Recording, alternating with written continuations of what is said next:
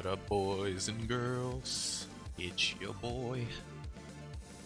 Welcome back to more Iruna shit.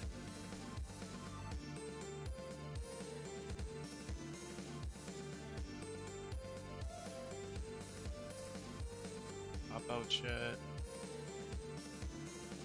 Nice. Shit.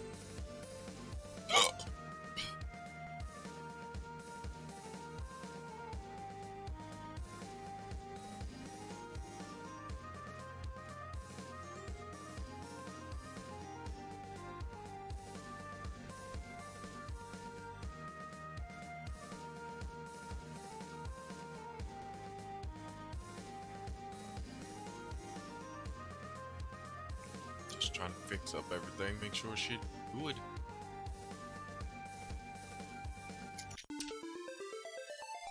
Make sure chat is set up too. Alrighty, let's wait for some party people to come on in, so we can talk about a little bit of stuff and things before we get started. While we waiting for some party people, gonna go ahead and kill ourselves a Mooga Roach. A Ooga Booga Roach. What's up, Gone? Welcome to the stream. How you doing today? I hope you're doing well. Welcome. What's up, Beyond? Welcome to the stream. How you doing today? I hope you're doing well. Welcome. You hate the marketplace right now. You can't sell. Rip. Big rip. Big O rip.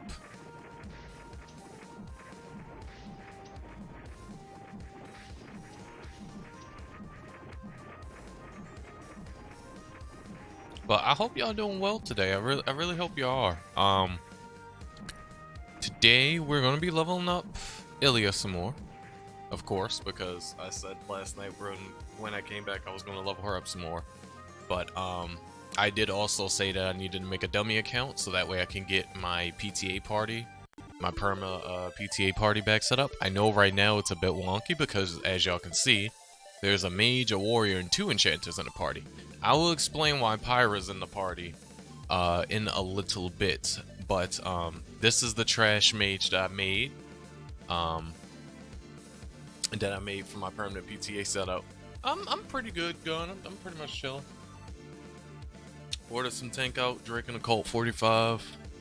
I am just in total relaxation / chill mode right now. But yeah, first things first, what I want to talk about is off camera. Today, before I started streaming, I managed to scrounge up some money, make some spina, a little bit of spina, to buy all the materials and stuff that I needed to make my sets for my enchanters. So as you can see, my enchanters hotbar is looking very similar to Pyra's in terms of the phrases and everything. Her hotbar is finally like pretty much complete. We're gonna go ahead and go through the shit a little bit. So I finally managed to make my MP / spellburst set. The only thing I'm missing is a trash special that's slotted, so that way I can add my spell boost in it. But other than that, I got a Tainted Barrette that I need to upgrade once I get some spina, so I can get more MP costs out of it. I got a Tainted Barrette with Thrift 3. I got a Shui Shiwa armor that I had made and got it slot first try, luckily. I need to upgrade this armor. I only have this armor just for the MP cost. That paired with Thrift 3, and then I have Viola Karn instead of having EXIS. I'm using Viola Karn because Viola Karn was like 60 mil, 67-ish mil. Yeah, I'm gonna use Pyra to kill today, but I'm gonna explain why in a little bit. But I'm using Thrift 3 or Viola Karn so that way I can have my MP and SP set all in one, and I'm able to cast my skills fairly fast. Everything except for enchant weapon pretty much almost insta-cast. I also managed to complete my buff set too. The buff set was the easiest set to complete because I already had the Ghost Ring and the Katune Circa. All I needed was a special. All I needed was the Ring of Illusion. I forgot what this special was called because I had to look around. I knew there was a special that gave evasion rate up by chance of attack, but I just couldn't remember which one it was. Well, when I finally found out, and I found out that it was Ring of Illusion, I went to the spot that you needed to go to farm it, farmed it, got it within like I'd say like 20 or so minutes on Pyra, and then with my rare set, and then I sent it over to Illya and completed my buff build. So now up until Illya gets a boss pet from boss boxes, from the boss tickets, the box tickets that I get for free, up until she gets a pet that learns evasion rate, this is just going to be my main way. What's up, Basics? Welcome to the stream. How you doing today? Hope you're doing well. Ring of Illusion is going to be my main way of getting that little bit of extra evasion. Of course, the duration of Illusion, Ring of Illusion, is a lot lower than evasion, the actual evasion rate skill, but you know, I gotta get this evasion buff in somehow. But I have it, so all of my sets are complete, including my HP set too.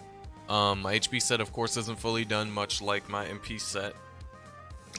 There's still some upgrades that I need to do to actually fully complete the set, but I do have all the materials and all the crystals that I need for the HP set. So I did get the Iron Hammer slotted, and I added a max HP plus 20% to it. I just need to upgrade this hammer to a crystal hammer. I managed to find this armor when I was looking through chest plates that had max HP. I found gold armor. Gold armor gives max HP plus 12%, which is the same amount of max HP that a upgraded Solstice gives that my Enchanter has, my other Enchanter has. But this armor is a lot cheaper because everybody deems this armor shit because no one thinks it's useful outside of me deeming it useful for max HP set. So I got this with max HP plus 20%. Then I also managed to snag a tomato head off of stalls for 25 mil. And then there was another one on stalls for 100 mil. You don't need tomato head. There's another additional called Scuttler. Or yeah, like I believe it's called Scuttler. Or Shelter, whatever you want to call it. It gives you VIT plus 20 once you fully upgrade it. And then you can smack a max HP plus 20% on it to have a max HP additional. But I'm used to tomato head because that's what Azrael gave me, and this has 30%, so I added a 20% onto this. Even though it's not double slotted like my enchanters, it doesn't really matter. I still got a massive amount of max HP from this. And then my special equipment, of course, is Miracle Wristlet. So all of my builds, all of my phrases are looking pretty good. It's just some upgrades I need to do here and there, but I pretty much have completed all of my gear currently for my Enchanter. I have my damage gear, I have my buff gear, I have my HP gear, I have my MP cost gear. But outside of the upgrades, we're pretty much done with that. Now on to the reasoning why I don't have my PTA party set up the way that I usually have it. What's up, Arcadia? Welcome to the stream. How you doing today? I hope you're doing well. Welcome. I was grinding here. Of course, off camera before I started streaming, just to test my power and to see how my grind speed was going to be now that I can actually benefit off Katuni Circa buff a little bit better because of the fact that I have my phrases and everything. And I'm able to kill. Killing isn't an issue here on normal Mega Roaches, but I still don't clear fast enough in normal Mega Roaches for Illya to go to solo PTA Mega Roaches for me to level up myself faster. So unfortunately, I do have to bust out my Flame Enchanter once more to level this Enchanter up a little bit more, then let this Enchanter let Pyra's hand go and go on her own and level up herself and handle all her business by herself. It's mainly due to the fact that right now, because I don't have my Apostola, I don't have Limit Break, and I don't have Magic Overheat from Kadal in special status, I'm missing a bit of auto skill. Even though Withdrawal and the current gear that I think I have like a good 30-ish% or near enough 30-ish% auto skill because I don't have my Apostola just yet, and I'm not 260. I am missing a bit of auto skill, and I also don't have Spell Boost, and Spell Boost would also help the damage of my Spell Burst. And since even though I do have the crystal sitting on this character, I just don't have it on a special equipment just yet because I don't have a slotted spec. Crowley is supposed to be passing me a trash slotted spec that he has that he don't need when he gets back home. I'm guessing when he comes back home from work. So once he comes back home from work and he sends me that, then I'll be fully completed as far as being able to use Spell Boost. And of course I'll put Spell Boost in this slot right there. in the exact same slot that Pyra has hers. But for the time being, we're just gonna use Pyra to level up Illya. That way Illya could get higher levels. Right now she's 211. I don't know what level I stopped at last night, but I did grind a few levels afterwards when the stream ended, and did not grind a few more levels before I started the stream today. What's up, Azra? Welcome to the stream. How you doing today? Hope you're doing well. Welcome, welcome. But yeah, that's what we're pretty much gonna be doing today. We're gonna be leveling her up, but we're gonna be using Pyra instead of Illya. And Vile is here because I'm going to be using his PTA charge, so that way I can start grinding. So we're gonna go ahead and just open up Iruna for Illya on my other PC, because I'm about to pop PTA, log Illya out off of this rig, open up Meme for my Enchanter for Pyra, and then we're gonna log Pyra in and bring her here. So let's get all of this shit going and popping. So first let's pop PTA, then we're gonna log out Illya. For right now we're gonna log her off of this rig. Vile is not needed anymore because I already logged I already popped his PTA, so we're just gonna log him out. Now we're gonna go in Illya, log her in on my other rig, make sure she goes to Flame L. Gone. You said is a Ganeza crystal would it be good for Pyra? No, not really. That wouldn't be good for Pyra. Like, me going for that crystal instead of going for a Gira Jarmer would hurt me, because I still need magic attack, raw magic attack, to of course boost my fire magic, and the measly, what is that?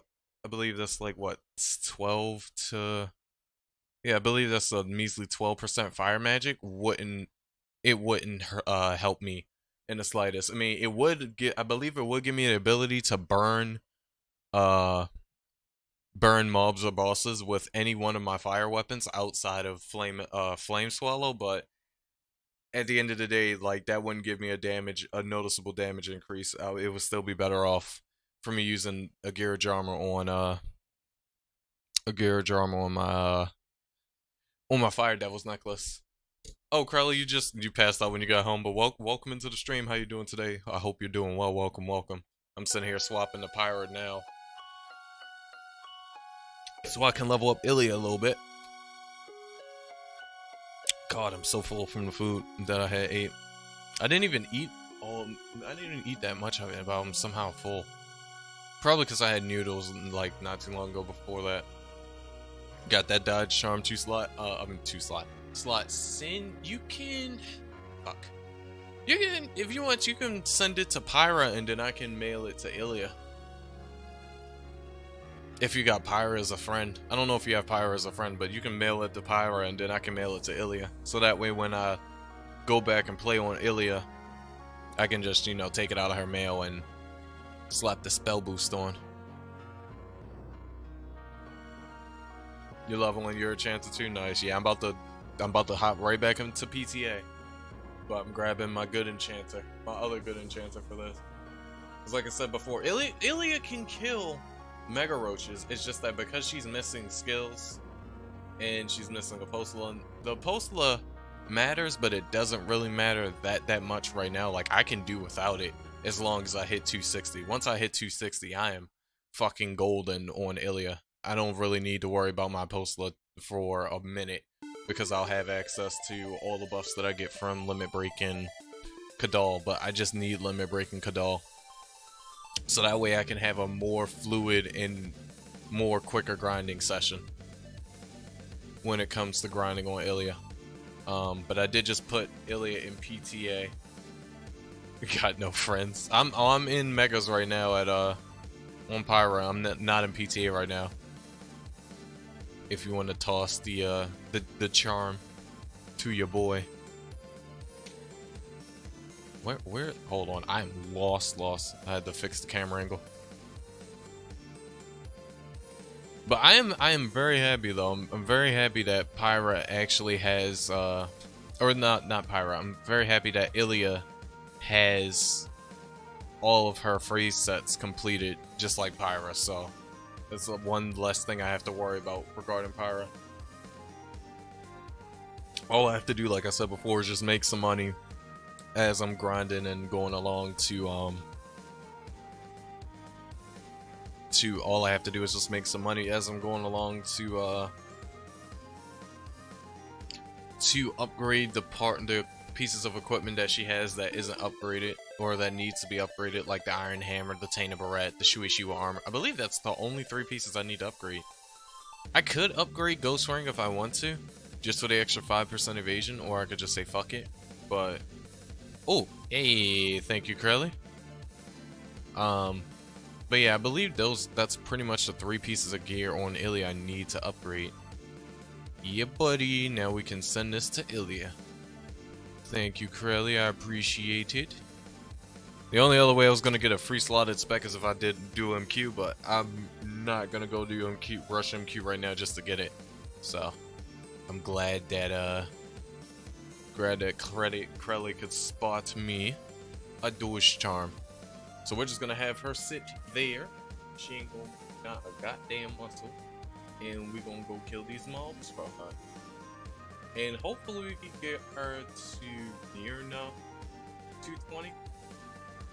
Hopefully we can get her near enough 220 by the time this PTA ends. Really hoping that I can get her to 220 before this PTA ends. I don't know how much XP Megas is gonna give her though in PTA, especially with Pyra being here. Like if she was here solo, Illya will probably get a hell of a lot more XP than what I'm about to see from Pyra being here and from the PTA not being 400%, it being, I mean, in the PTA bonus not being 550% or 510%, it being a measly 440. I mean, 440 is good, it's still really fucking good. It's near enough to 510, but kind of wish it was 510, but unfortunately, Illya isn't going to be able to clear as fast as Pyra is, so. Yeah, like, you see how Pyra's just absolutely destroying these PTA Megas. Illya isn't going to be able to do that. Even though Illya does around, like, 10 to 20k damage, as you can see, you pretty much need, like, at least a good 30 to 50 to clear these guys fast, and Illya just doesn't have that right now. Not because of gear. It's mainly just because of level, and mainly just because of level and skills. Mainly just coming from level and skills. Because if she had limit break, if she had access to limit break, spell boost, and Kadal, she would probably be able to kill these guys really easily, and Magic Blade too. Like, I don't even need Magic Blade for these guys, even though they're PTA. I really don't need Magic Blade for them.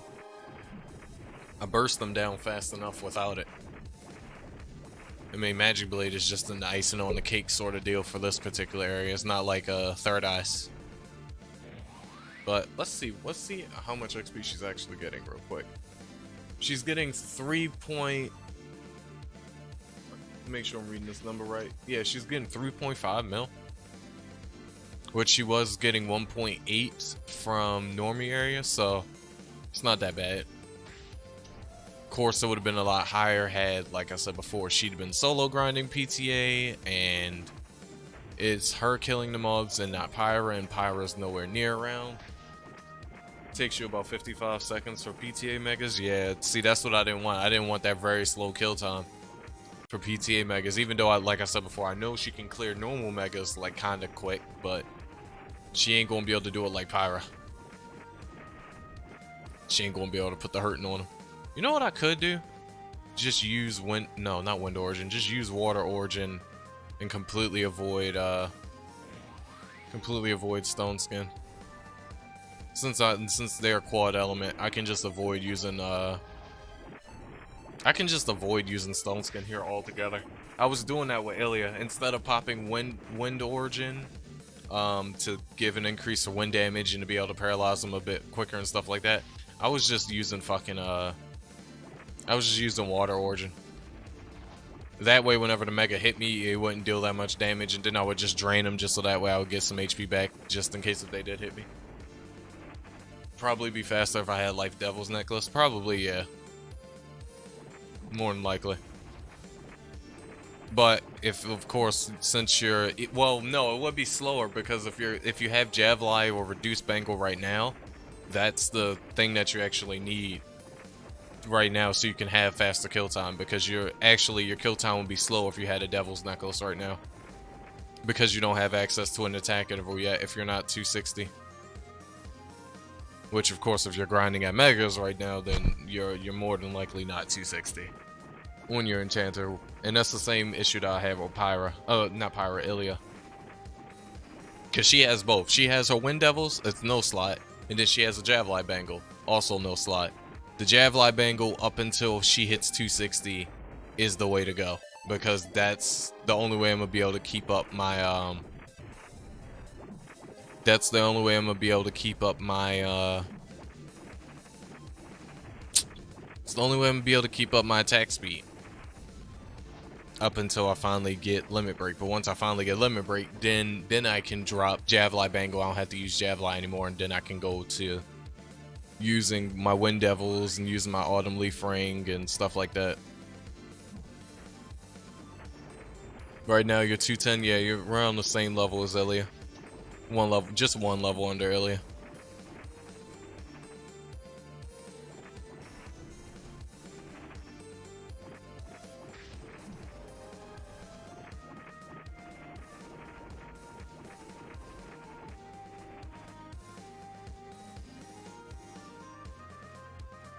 Ooh, that's a mega right there. Holy shit, that's a big boy. I'm definitely gonna have to Magic Blade your fat ass. Ooh, that's a chunky roach. That is a chunky roach. Y'all see him? He's a chunkster. That's a big boy. That's a mighty big boy. I could have been killed this mega had I limit broke, but I didn't limit break. Alright, but this boy, I don't know. I ain't gonna test this guy. I'm gonna actually kill him as I'm gonna treat him like a third eye. I'm gonna treat his ass like a third eye.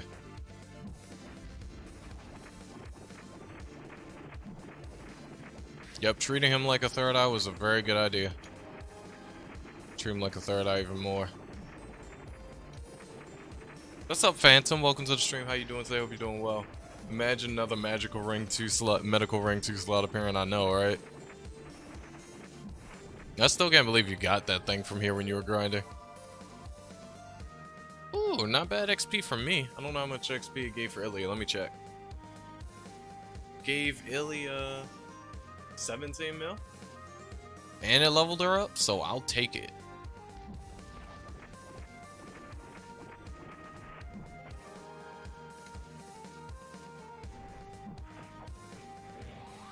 You play more than everyone? That's more than likely true.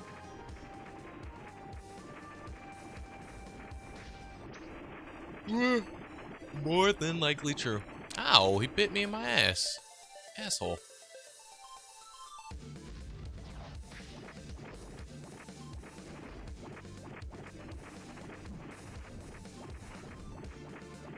Ooh, that random Kadal. You know what I can't wait to get? I can't wait to get Enchant Weapon 3 for Illya. Because I can't wait to see random Kadal pop up on her. I wonder how often it's gonna pop up on her. I wonder.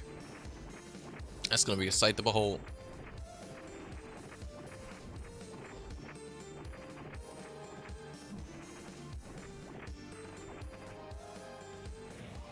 He's still not dead? Okay, well, you can hold this Kadal then. Thanks, B. Appreciate it. Last night you tried to fight Fred. How'd that go?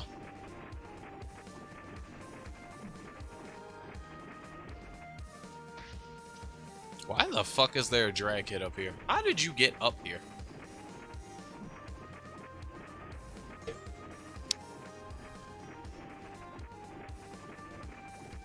Do you want to? Don't you want? Would you mind going back down to your area? This isn't, sir. This isn't your area. And then this bitch just went in the wall. Excuse me, Harry Potter. Bring your fuck ass back here. I wasn't done speaking to you, bitch. Take your ass back downstairs, where the fuck you belong.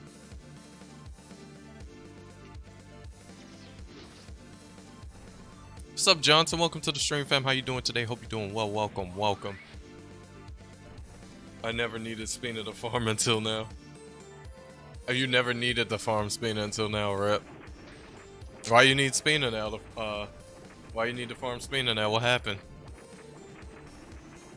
What you do?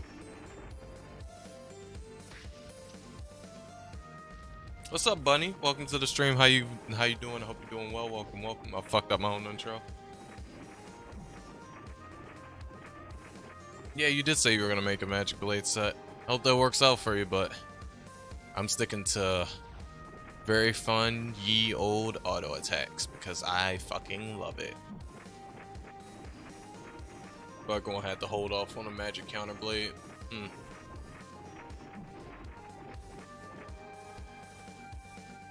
Ow, this damn Cult 45 is making my stomach hurt. Because I have that in my stomach, Chinese food, digesting noodles, and fucking green tea, so mixing alcohol with all that probably wasn't the best idea I could have had. And then there's like 2 Munchkin donuts in my stomach somewhere too, so yeah, mixing Munchkin donuts in there wasn't probably the best idea. But it was an idea. It was an idea.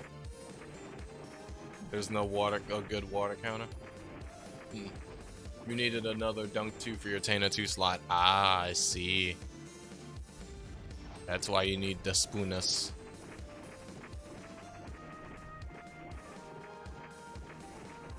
Let me put on my glasses so that way my eyes won't hurt while I'm sitting here grinding. Been looking at these 2 monitors extensively.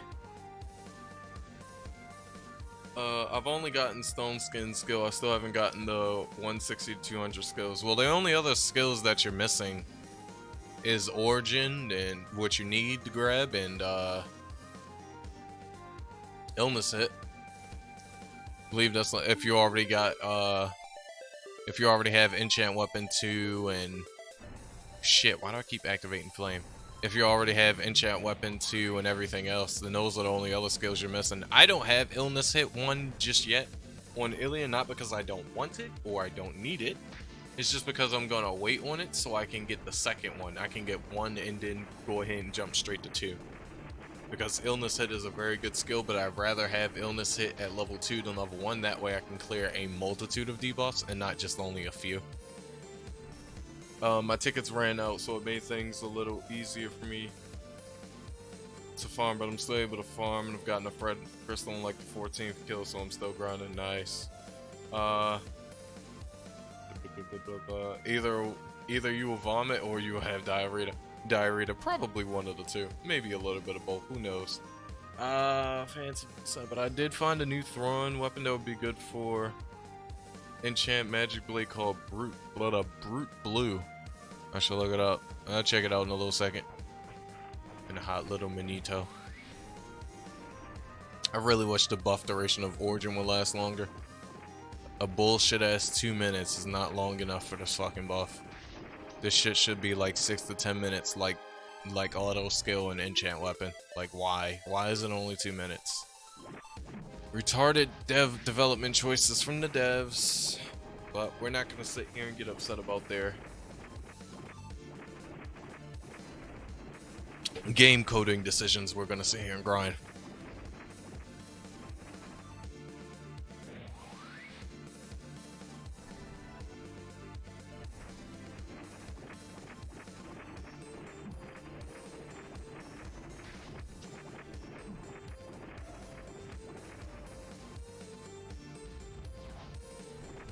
Let's go ahead and repop Limit Break. Or repop Kadal right before Limit Break in, so that way we can get this PTA going. Or this damage going.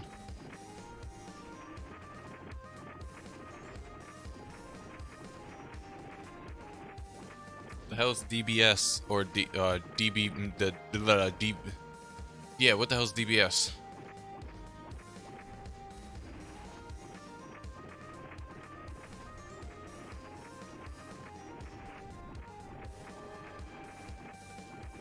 My brain just melted. I was just deep beep beep beep beep beep beep beep beep beep beep beep beep. Devs be stupid. Okay, I like that acronym. DBS. Devs be stupid. I like that acronym a lot. I need to make a video showing enchanters how to properly rotate through your phrase buffs, or rotate through your phrases in skills when it comes to playing enchanter. Because I always see a lot of the times when like when people goes from their MP set to their buff set to then their damage set, they'll do some shit like trying to see if I can imitate it or mimic it.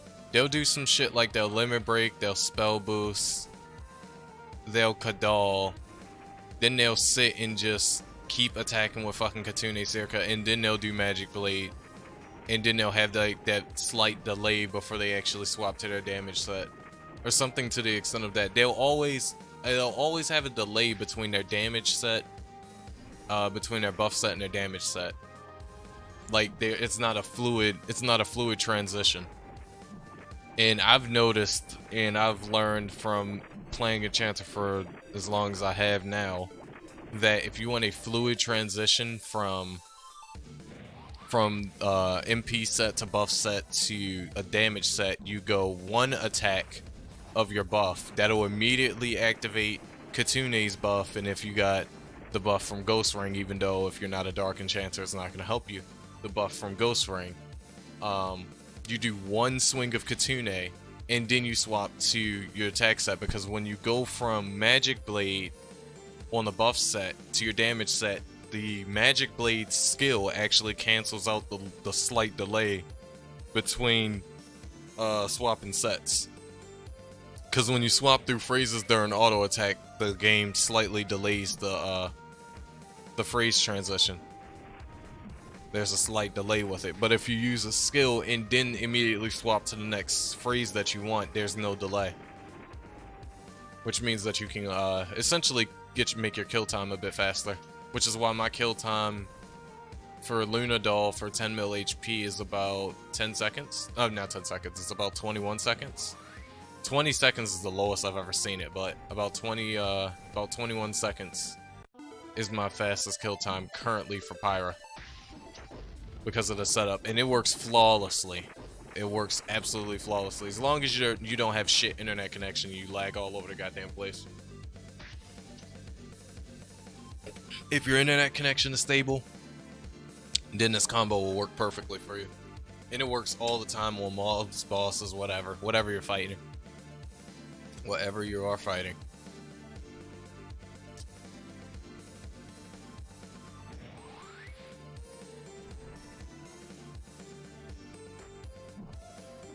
And all you need is one swing, especially once you're 260 plus Enchanter, you only need one swing of your buff set. You don't need any more swings after that.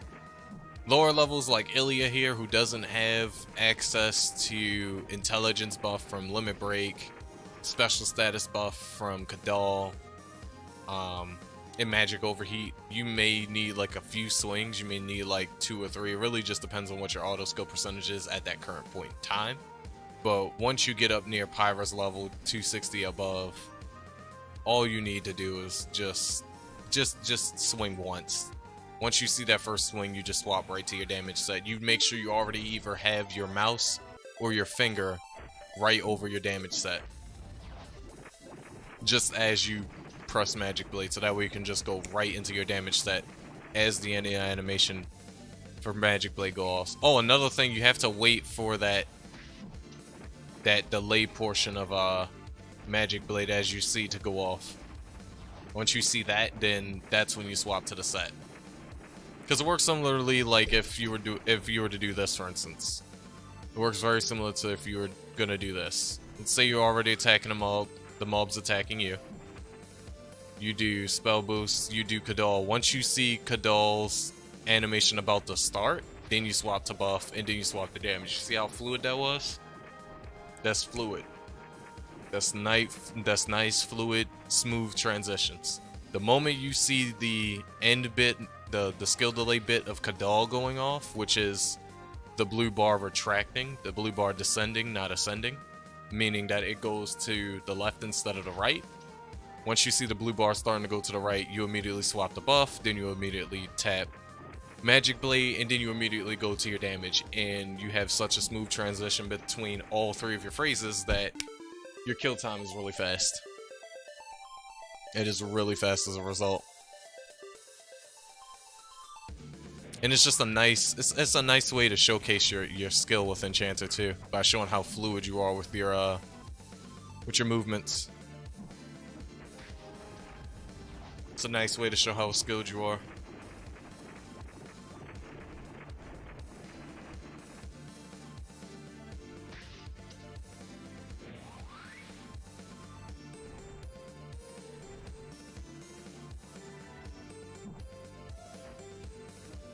Just look at that. Look at that fluid fucking movement. You just realized you never use spell boost on your Enchanter. I've always used spell boost on my Enchanter ever since I got in it. Ever since I yoinked it off my witch. Or my witch. This isn't BDO. Ever since I yoinked it off my High Wizard, I've always fucking used it. I practically almost never go through a skill rotation without it. You're gonna get on pet skill. Yeah, I never. Oh, there goes the medical ring. Oh, hopefully it didn't fuck my. Yeah, it fucked my rotation because it caused me to. Damn it. That's cool though. We can get our buffs back. That is cool. We can get our buffs back, no problem.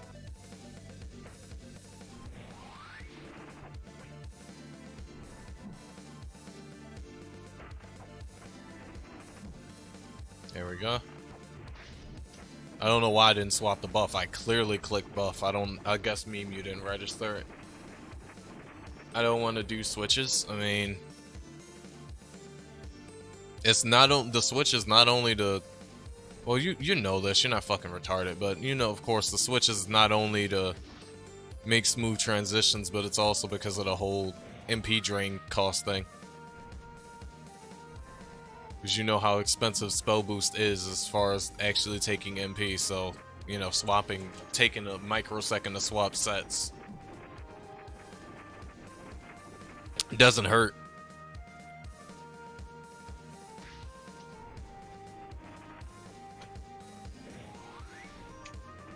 It does not hurt.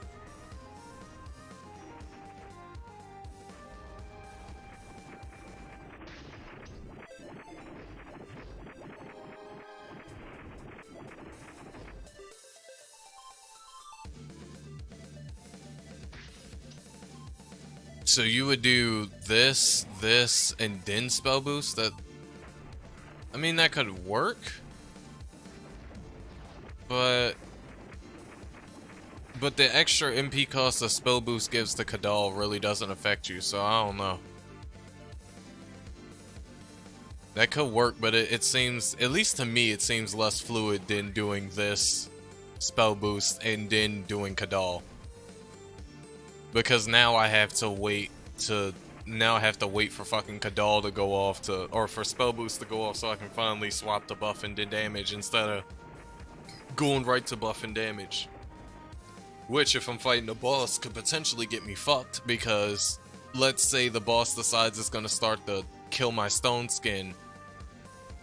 It's kill my stone skin as I'm trying to use spell boost. Now instead of me going from my buff set to damage, I gotta go from spell boost to stone skin to try to keep my stone skin up to go back to damage, and now I'm wasting time from special status, so I don't know. I like this method a lot better. Just doing these two, then using Kadar really quickly, and then bada bing bada boom, get my nuke in. But I don't know. Going limit Kadal spell instead of limit spell Kadal, I don't know, it just seems a bit odd for me.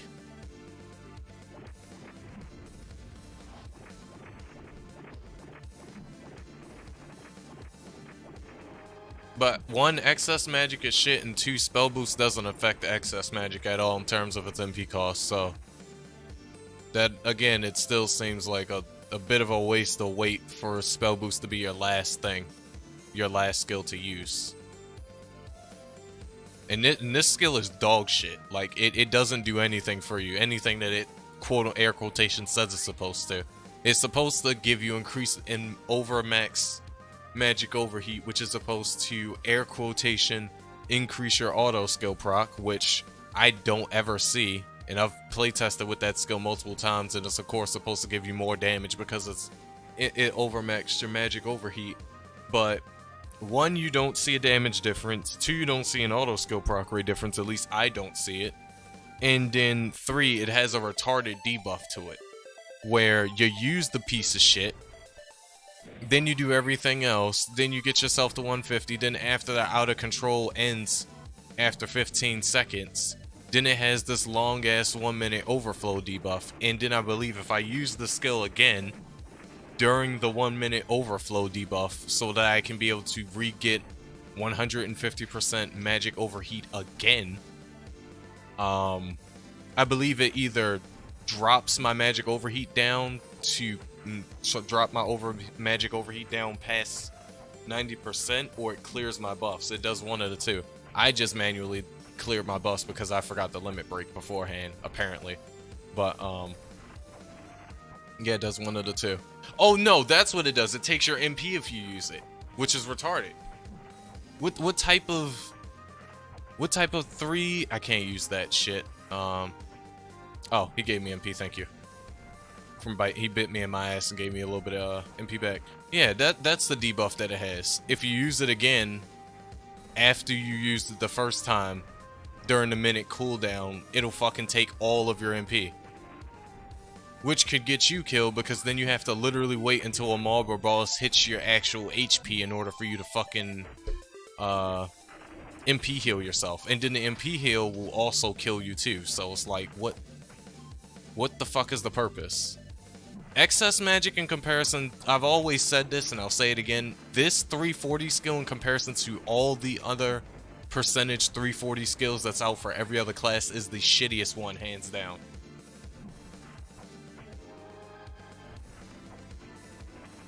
No, Drain still heals the same too. It doesn't do anything. No, like, no, multicast isn't even as bad as this. Multicast is terrible, but no, this shit is worse. This shit is worse because it's literally like Stone Skin level 2 or 3. Everything that this skill is supposed to do, it does not do. It doesn't give you a damage increase. The bitch doesn't even last long. And it has a retarded fucking debuff to it. That just doesn't make sense.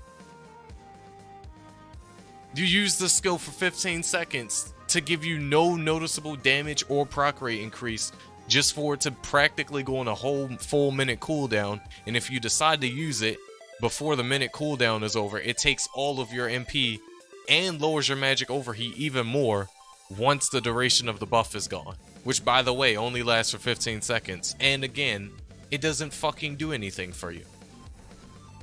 When I was playtesting with that shit, it didn't give me a faster kill time than me not using it when I was playtesting on Luna Doll. It actually increased my time it took for me to kill because it took more time for me to buff that kill from using that retarded ass skill. I doubt I have max auto because I do have random proc rates coming in my skills kind of often. Not too often, to the point where as though it lowers my damage substantially, but there's the other buffs, there's all other noticeable auto attacks in my build, which doesn't really affect me at all, but I think I'm not. I'm probably close, especially when I buff up, close to having max auto skill percentage, but I'm just not there yet. But I do use purple lines and all that other shit, but yeah, excess magic, it just doesn't do what it's supposed to do. Like I always said, if it worked exactly like how Sniper's Overclocked work, where you popped it and it stays active indefinitely until you drained it back down to 100%, that would be nice. Or you fuck up and you forget to limit break. You forget to limit break in Kadal to get the special status, and that'll cause you to lose your 150% magic overheat. That would be nice. And then it actually gives you a noticeable proc rate increase and damage increase. That would make this skill a lot better. But for you to pop this skill, it have this retarded 14-15 second out of control buff, then a minute debuff that doesn't make any sense, and then it takes away your 150% magic overheat. Like, what's the purpose of an Enchanter getting a skill? This is why I say that Enchanter has one of the most incomplete kits in the game. She's a good class, but she has a very incomplete skill kit. A very incomplete skill kit. No, the negative to it is that it drains slowly over time. Slowly over time, like really fucking slowly. And if you forget to limit break, you still have to limit break. Just because you pop this doesn't mean that you don't have to limit break anymore in special status. But the two debuffs to it would be that if you limit break, if you forget to limit break, once you got your magic overheat to 150%, because you still have to use limit break and Kadal, after you pop this to get 150%, then you lose the 150%. Then this skill buff clears and you lose it and you go back down to under 100. That would be one of the debuffs, and then the other debuff would be the same debuff that we have right now, where if you're not consistently keeping your magic overheat on 100%, it'll drain slowly over time. That'll be the two negatives. And it doesn't necessarily have to be a negative. Just because they've added negatives for majority of the percentage rate skills doesn't mean that a skill has to have a negative. It's just a meta thing that they've done with all the skills. The skill doesn't really need to have a negative. It's just the thing that they fucking implemented. Doesn't truly need to have a negative. None of the skills truly doesn't need to have a negative, but that's how they made the fucking skills. But that will be the negatives for excess magic. And then the buffs will be, it actually gives you a noticeable auto skill proc rate increase and auto skill damage increase. I didn't even know assassins didn't have a percentage one, a 340 percentage. I didn't know that they didn't have one. I thought every class had one.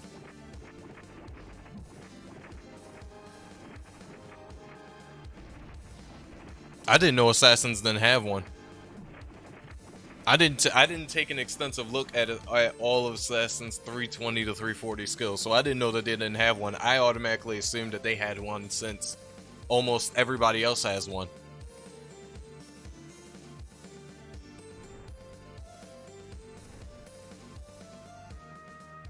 But that's sad that they don't have one. That's depressing. But they don't have a 340 percentage increase. Like how Monk has two. Monk has two. Monk has combo and then Assure Aura. And I believe all Assure Aura does is give them increased attack speed on top of Rush. And then combo allows them to do like upwards of 14 mil from that one skill from finishing blow. They have two percentages. And I believe you get Assure Aura, you don't even have to be 340 to get Assure Aura. I think you get Assure Aura at like, what, 260, 280?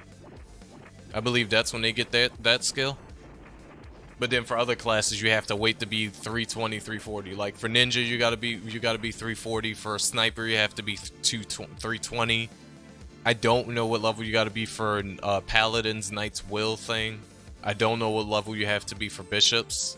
I believe for Bishops too, you have to be 320 to 340, and then for Enchanters, you have to be for 340, but the only useful 340 skill you get is mana conversion. Because this shit is dog shit, and it's not worth using at all. And I'm still pissed to this day that I even farmed it. Pallies and Bishops is 320? Yeah, but it's like all the other classes that has the percentage rate skills at the top of their screen, theirs is actually useful. I don't know if Necro or Alchemist has one either, or Summoner. But yeah, well, Necro does have one because they have one when they first turn into a Necro. They have, I believe it's called Soul or something, that sits at the top of their screen. So they do have a percentage one, but theirs is when they first turn into a Necro. Theirs is when they first turn into one, but For everybody else, you have to wait. Good Glad's percentage turns their auto into an AoE. Oh, that's nice. But yeah, it's like every other class that has a percentage skill at the top of their screen is good in some way, shape, or form. Like really good in some way, shape, or form, whether it be snipers giving you increased fuck the snipers do, gives you increased attack speed and the ability to use hidden arrow with fairy wind and stuff like that. And also evasion rate, and then paladins giving you tons of damage, bishops giving you whatever bishops gives you, and the rest of the classes whatever their buffs gives them. But then when it comes down to enchanters is just dog shit. It's just like what's the purpose of any enchanter rushing to 340 outside of getting mana conversion, if they can even use it? If they can even fucking use it, because again, if you're not a quad element enchanter, then even mana conversion is useless for you. Even mana conversion is useless for you. Like for instance, if you're a dark enchanter, you're not gonna benefit off of mana conversion, even if you try to use wind mana conversion with wind elements, so that way you can try to paralyze bosses whenever a random auto skill procs that isn't your dark. It's still not gonna be useful because your main damage type isn't wind. So it's not even going to be useful, and it's not even going to be beneficial to you for you to continuously spam mana conversion. You're basically just wasting MP. Same thing with light, and same thing with neutral. Light enchanter's downside is the blinding light from prop. You mean the animation? Or an actual, like, debuff that it does?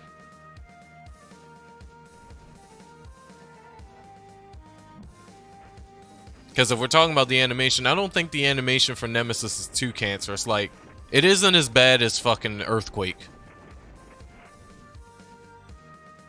The animation, yeah. I mean, it's not too bad, especially if you're not zoomed in. Like, if you're zoomed all the way out like I am right now, it's not too bad. And it's not worse than fucking, and it's not worse than Earthquake by a long shot. It's slightly cancerous to see, because it literally engulfs whatever you attack, just like Earthquake does, but Earthquake just takes the entirety of your fucking screen and just consumes it. Water looks the coolest, that's why I picked it. I'm just biased because I like fire. I like fire, which is why I got fire. Like, plus I love the meteor storms. I love the meteor storms and fire lance effects. I love it. It's easy on the eyes. It's not too cancerous. Like, yeah, my animations are fairly big. Especially Meteor Storm. Meteor Storm is fairly big, but it's easy on the eyes because it's pretty much see-through. You can pretty much see right through my animations. Like, especially if you're not even paying attention, you almost damn near can't even tell I'm actually using an auto skill.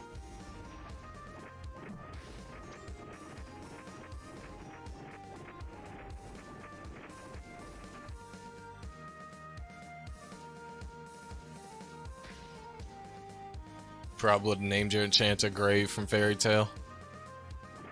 That'd have been a nice name to name your Enchanter. Especially considering your Enchanter is a male too. So that would have fit perfectly. My Enchanters are all named based off of their element pretty much. Based off of their element. So Pyra, it's close to Pyrotechnics, which is, you know, close to fire, so fire. Illya, well, Illya's isn't really close to the element, but I just like the name because that's the name of one of my Dark Knights in BDO, so I had to come up with a nice name for my Wind Enchanter, and I picked Illya. So hers doesn't really have a connection to her element, but other than that, all my Enchanters' names has my Enchanters' names has a connection to their element.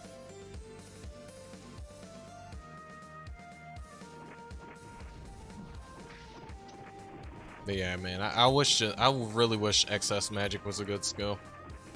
I wish it was a good skill. Wish it wasn't dog shit. Same thing about Kadal 2 and the Stone Skins. I wish they wasn't dog shit either. Like, I still don't have Kadal 2 yet, even on this Enchanter, because I legitimately don't see the point. It doesn't, when I've watched other Enchanters who does have it, it doesn't give them a higher special status. It doesn't increase their special status to like 30 seconds or near enough a minute. It's still 15 seconds. So why would I want it? You know? Why would I want to go get a skill that's just nothing more than an MP chunker? It just takes more MP from me. Why? It literally makes no sense. I don't want Kadal to do damage. Kadal isn't meant to do damage for an Enchanter. It's just meant to be a buff. You could use it for damage, but realistically, who the fuck wants to sit and make an entire cast set around using Limit Break and then spamming Kadal till Kingdom fucking Come until Limit Break ends? Like, who the fuck wants to go through all that?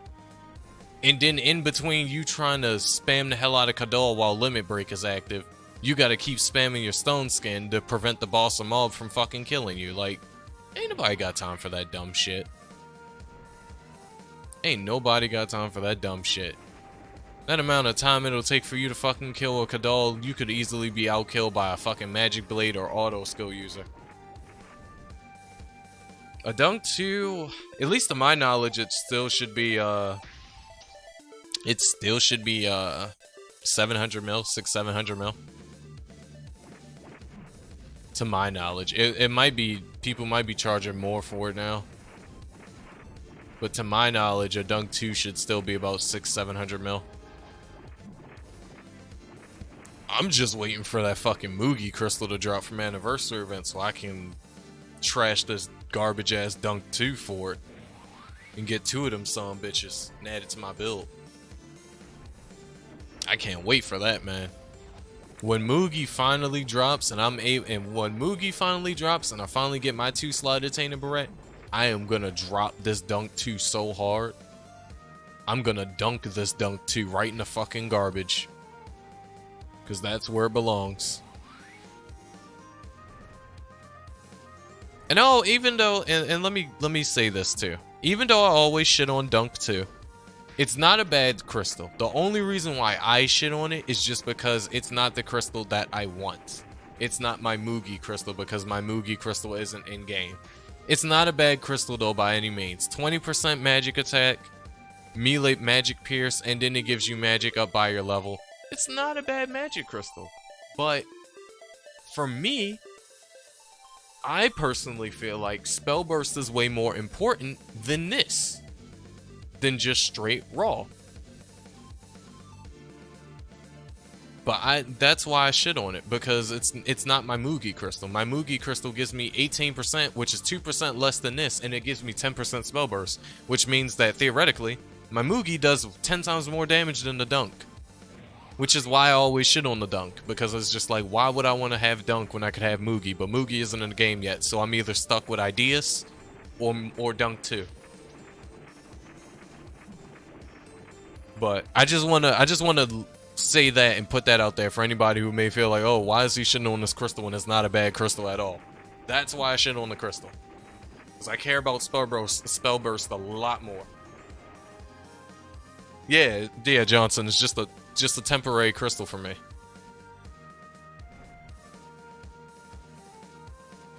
It's just a temporary decent crystal that's definitely going in the fucking garbage once Mugi comes out. Same thing with Manny. Same thing with Manny and Alon. Like, Alon's a good crystal too. But once Manny comes, I'm dropping this shit for, I'm dropping this shit for Manny. Oh, it's 17% for Mugi, my bad. Well, 3% less, but still, 10% spell burst equals 10 times more damage. But once Manny comes out, in Anniversary Event 2, I'm dropping Alon.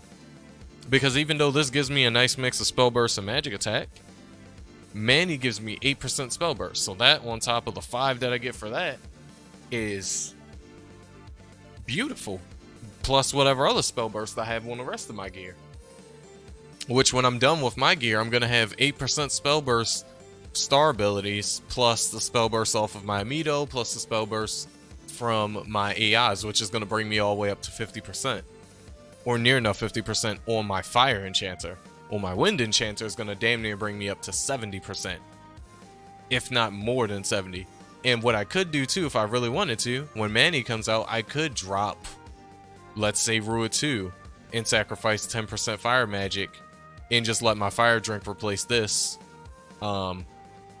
And put Manny there. And then keep Elan for even more spell burst, but that's only a 3% increase.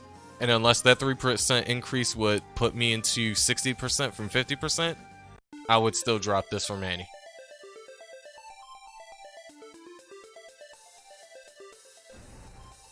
But that's just me.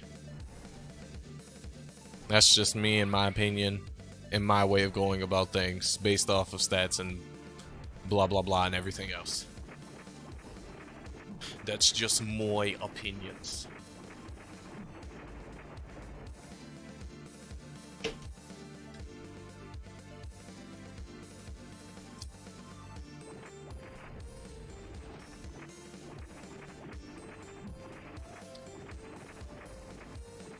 But I surely can't wait till those 2 crystals drop, man. I can't wait. They're gonna be some of the best magic crystals to drop ever. Gonna be the best magic crystals to drop ever.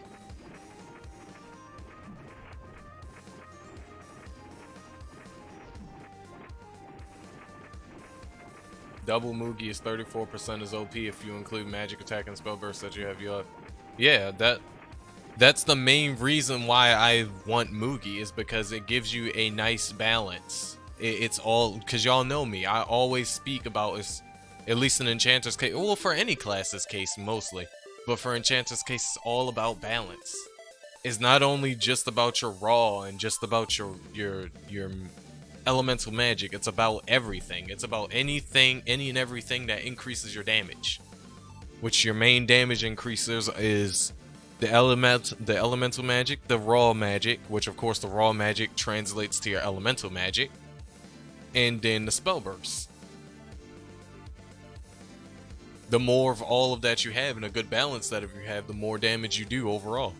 Even if your magic attack is slightly lower than somebody else's. Doesn't necessarily mean you don't deal more damage than them, because based off your build, you probably deal more than them with less magic attack. So, you know.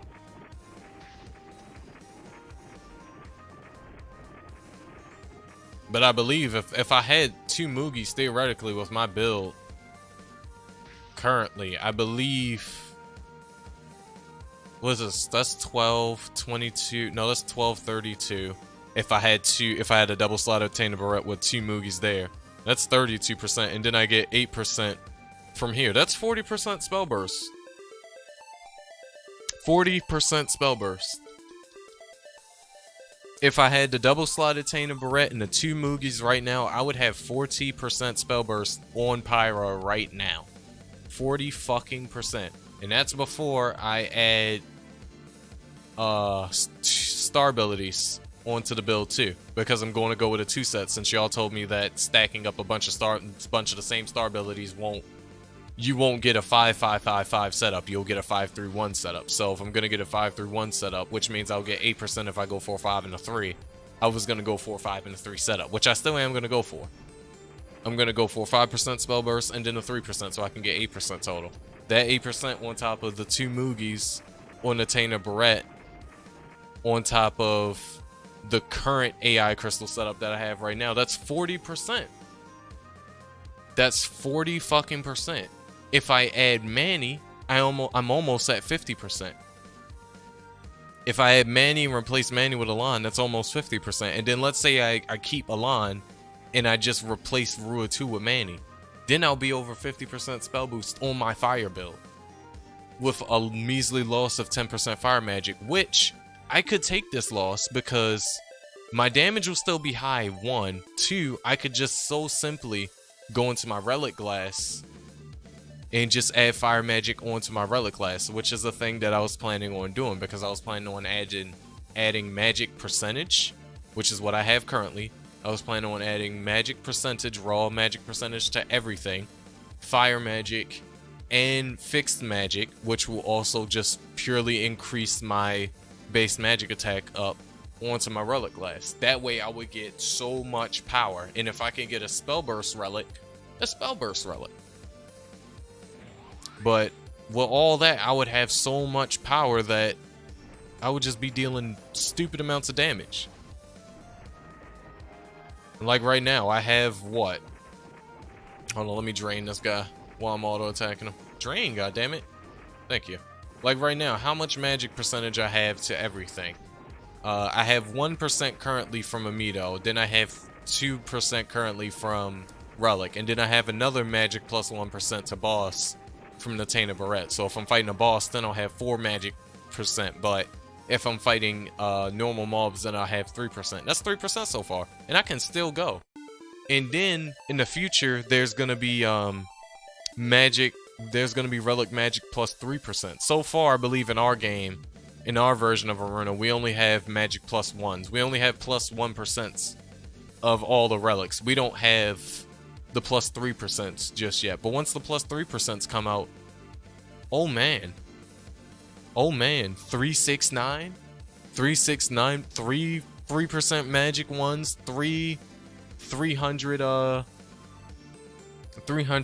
fixed magics, which is 900 fixed magic, which is pretty much a struggler's passive. It's a little bit over, so struggler's passive, right there, and then 9% extra fire magic, all on the relic glass, right then and there. Hella damage. 9% magic to everything. That's hella damage on top of your magic attack. Hella damage. And that's shit I can't wait for. That's all shit I cannot wait to have. Yeah, the max is with 3, but we don't have the 3% just yet. Which I thought we did, but we don't. But once the 3% come in, that's what I'm replacing all mines is. That's what I'm going to replace all mines with. 3% magics. I believe it's 3% magics. Let me check all the relics, actually. I think it's 3% magics, 3% fixed magics, and 3% fire magics. I believe that's what it is. Yeah, it's 3% fire magics, 3% magics to everything. And yeah, 300 magic, 300 magic, which is 300 fixed magic. So I just add 3 of each of those. 900 raw magic added to my build. 9% fire magic added to my build, which would be my Rua 2 that I would have that I took it out and replaced with a Manny, and then 9% magic, pure magic. Boom.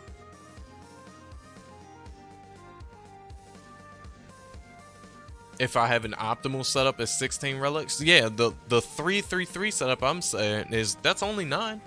That's only 9 relics, and if you're saying I can fit a good 16 in, if I can optimally fit a good 16 in, then I have way more headroom to to add more. I'm just getting 3 of each. I'm just saying 3 of each. That's just 9 out of 16 relics that I could potentially add on here. That means I'm gonna have hella damage. Hell of damage once all that shit drops. I got good damage now, but I'm gonna have hella damage once all that shit releases. Hella damage. And it's gonna be a glorious sight to fucking behold.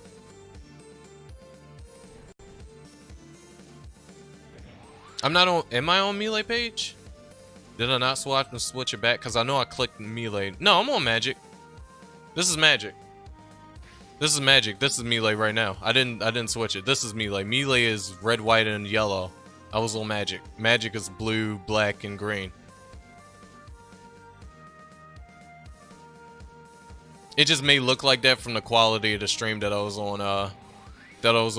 Melee, but I wasn't on melee. I was on magic.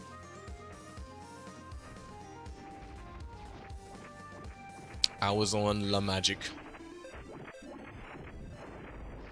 But yeah, and not only can I do the same exact setup for the relic on Pyra, I can do the same thing for Illya.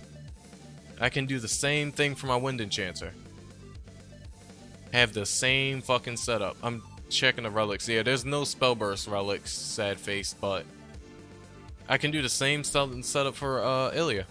The only difference is the magic element. Hers will be wind, and then mine's would be hers would be wind and mine's would be fire. Yeah, what the colors do, the way I thought relic glass worked was if you didn't have the glass on these actual icons, then the item effect doesn't actually work. But no, the item effect does work. It's just that these little icons that you see, I'll hold this one for instance and move it. You see how if I move it and I change its position and it covers 4 of these green wings, that it increases my cast speed plus 14. That's all it does. It just, if you have the color over the corresponding colors on the map, then it'll just give you a slight stat increase. Like for instance, if I try to add black to the build, black would increase my raw magic attack if I just cover 2. Oh, my PTA ended. But yeah, the blacks will increase my magic attack.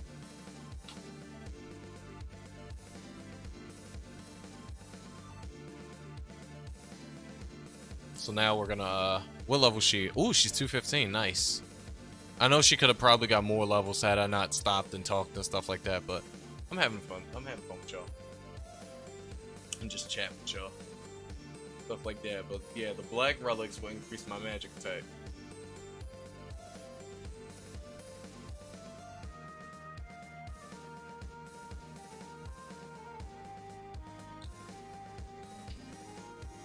But that's what the relic glass colors do.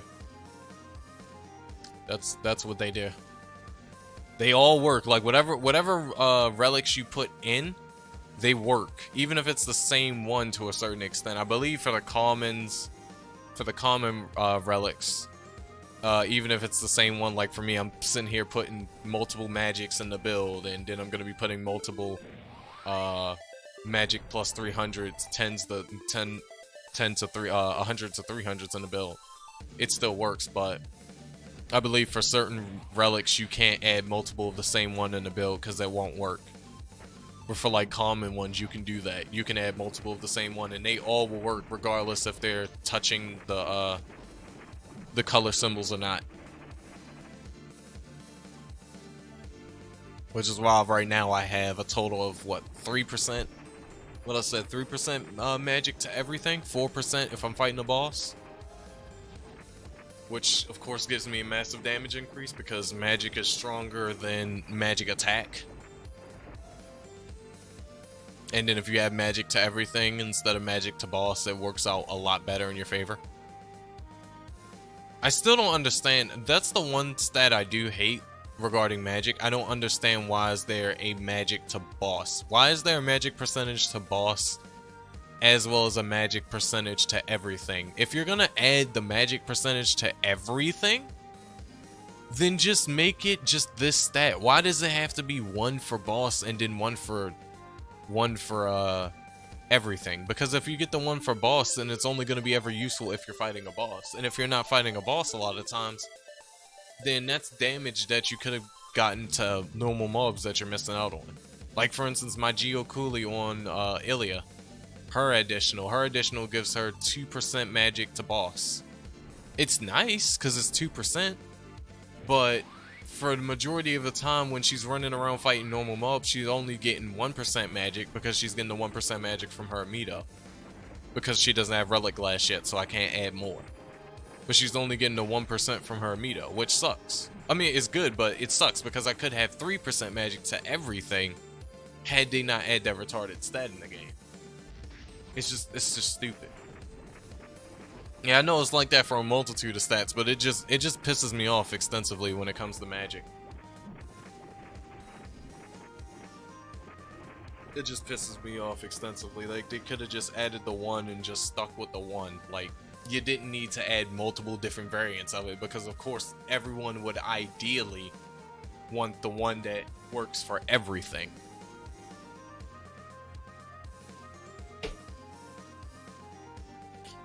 But DBS, devs be stupid.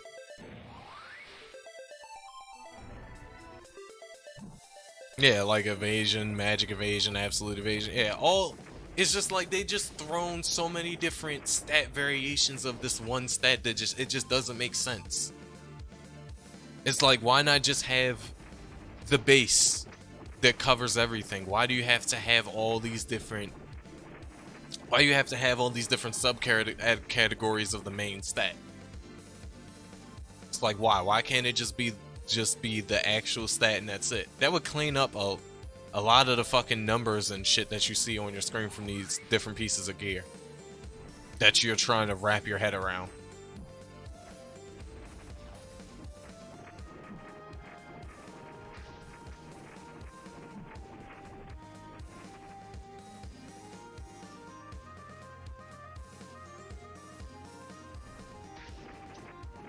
But you know, DBS, DBS, DBS, DBS, DBS, DBS, DBS.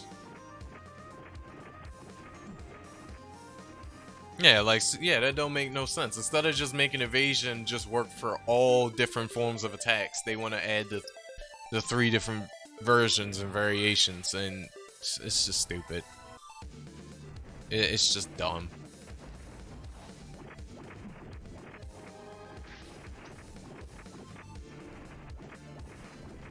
It's just dumb. It don't make no damn sense.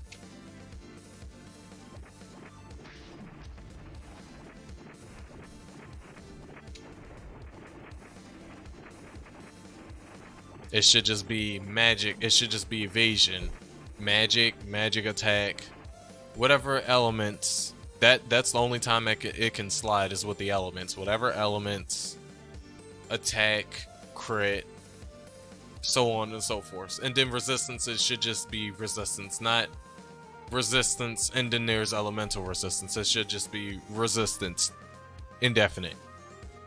And that resistance works for everything, every element, blah blah blah. There shouldn't be, oh, there's normal resistance and then there's elemental resistance.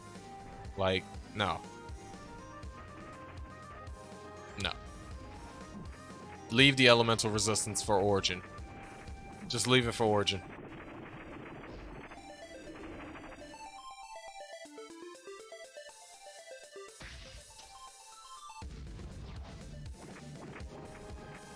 I swear, if we could get them to change all the shit that we bitch about and that I bitch about, it would take them probably years to fix this game.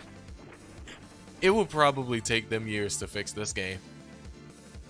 Honestly, if they was to fix all the shit that I and we as a community has ever bitched about over the years, it would take them years to fix this game. It would take them years. It wouldn't even take them a couple months. It would take them years to fix this game. Or a good long year. Just one good long year to fix this game. Because it's just so much shit that they just have in here that's just dumb and broken and stupid and it doesn't make sense. It's just a big headache. Yeah, that old thing they're making Iruna too. That, I doubt it's even coming out. I doubt it's even coming out. I doubt it's ever gonna be a thing. Like, because Iruna itself is so foreshadowed by Toram that anything regarding his MOBO is only anytime you ever talk about his MOBO, if somebody knows his MOBO, they immediately think of Toram, because Toram is like their main game. It's not even like their main game. It is their main game. And Iruna and everything else that they've created is foreshadowed by it. Like, you can say Iruna Online, and they don't know what the fuck is an Iruna Online, but you can say Toram, and they'll be like, oh yeah, I know Toram.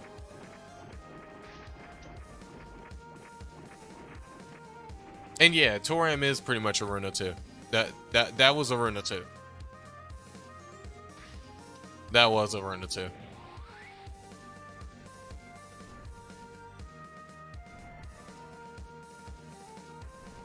Yeah, that's probably another that's not even probably that's another good reason as to why Iruna Online doesn't get the support and the love and the change it deserves because of fucking Toram.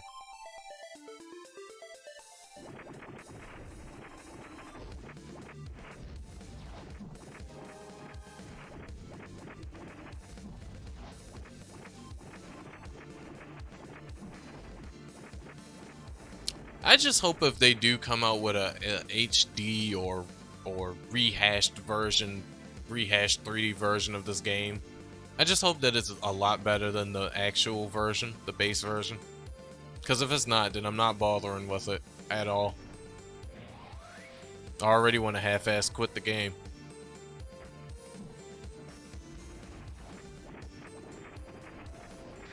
He said their budget was 2 billion yen. That 2 billion yen better fix all the fucking issues that we have with this version. In that new version. It better fix all the issues. They better have enough manpower in coding whatever the fuck they need to fix all the issues.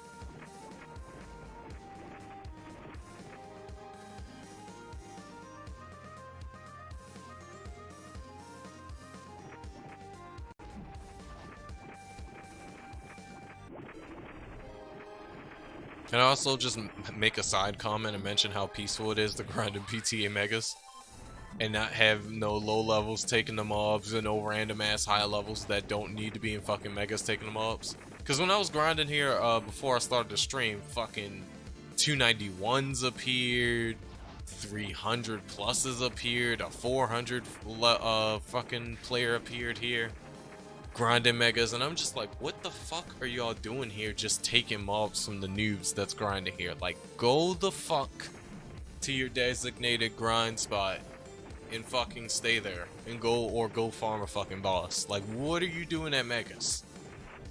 Like, 2 bishops passed me, both fucking 280 plus, and I'm just like, what the fuck are you doing here? You're not getting any XP here. Take your retarded ass to Third Eyes, please. Please, just take your retarded ass to Third Eyes. Like, what in the actual fuck are you doing here? Like, there's nothing in this area for you. Please leave. You're legit taking my mobs that I need. Even a fucking High Wizard appeared. It was a 320 High Wizard that appeared. I'm like, what the hell are you doing here?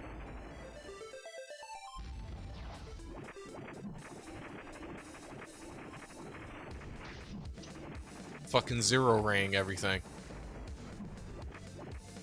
Earthquaking and zero rang every goddamn mob that appeared.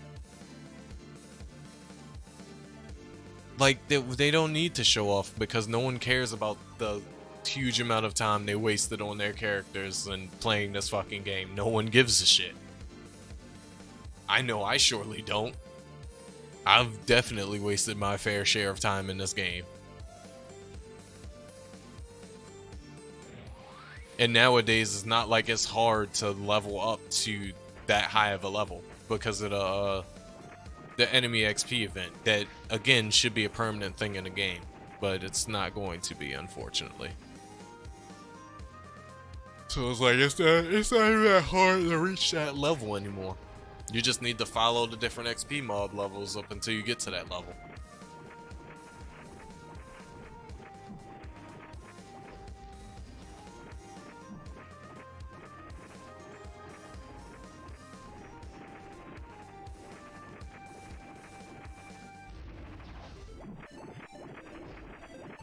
I'm not starting over. If the new Irunas forces me to start over, I'm not starting over. I'd be fucking damned if I'm starting over from scratch again. I'd rather just stick with this version. I am not starting over. It better be a thing of I can transfer my characters to the new one. And like I said before, I said this a minute ago, I can play between the two. Because it's the same game, it's just one is just remastered graphics and designed and sound and stuff like that. Versus the old, and I can just keep playing back and forth between whichever one whenever I feel. Kinda like going in the settings of Black Desert Online and switching between normal graphics and remastered graphics. I can play between either graphics mode that I want to play on, pending my system can handle it. That's how I want it to be. But if it's a thing that if I gotta keep restarting, no, fuck that. Fuck that, baby. Because it's probably gonna have the same shitty RNG. It's probably gonna have the same shitty RNG. So no thank you. No thanks, I'm good.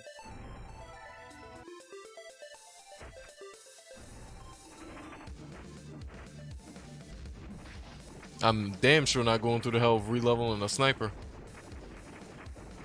How I like what throwing weapon? Oh, I didn't look at Brute Blue. I didn't look at it just yet. I actually look at it now to get it out the way. See what the stats are. See what's the little bit of hype about it.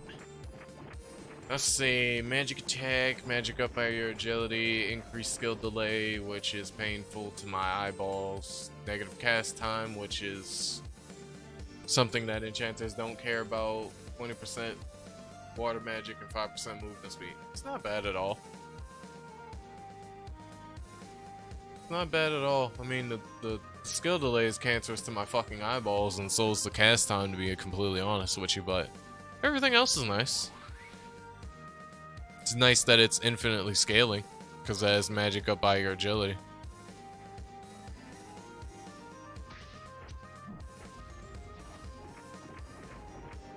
Honestly, you can use that. You can use that some bitch as an auto attack and throw, to be honest with you. Toss a fucking water auto on it and bada bing bada boom. But it's not bad at all. It has really good stats. Minus that increased skill delay. And then cast time, you're really not worried about cast time as an enchanter.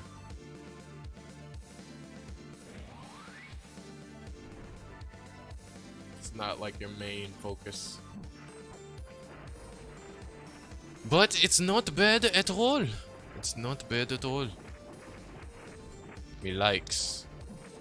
But I would more than likely use it for fucking auto skill because it damn sure has stats that's perfect enough for an auto skill enchanter. An auto skill throwing enchanter is perfect. It has a perfect setup. It has all the stats that you need and more. It has the magic attack. It has the elemental magic. It has infinite scaling magic on it, and then it has damage, and it's nice. It's just all you need on it is a proc rate. Slap a proc rate on that son bitch, bada bing bada boom. Or if you put 3 proc rates between something else, like for instance Water's Devil's Necklace, proc rate on Amito, proc rate on, or no, Water Devil's Necklace, proc rate on Amito, what is it, Ice Cape?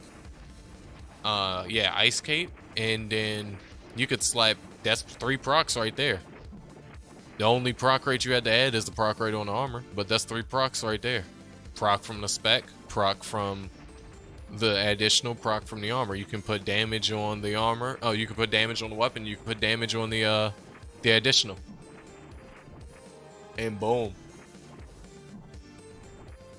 Nah, fam, that thing's not only for Magic Blade. You can use that bitch for auto attacking if you want to. Plus, it kind of hurts your Magic Blade a little bit, to be honest with you, because that skill delay. That thing isn't just solely for skill delay. Solely for Magic Blade. You can damn sure use that thing for auto. That is a more than perfect throwing weapon for an auto weapon water enchanter. More than perfect. More than perfect. And I just also mentioned the workaround for proc rate, so you can actually add damage to the throwing weapon instead of a proc rate. So bada bing, bada boom. You got yourself a very good water throw enchanter right there. Wait, I rechecked and they said they have a budget of 15 billion. Whatever their budget is, all I know is it better be worth.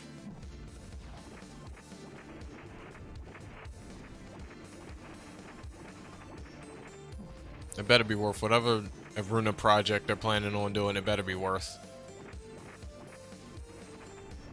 Ice Spirit to pay up?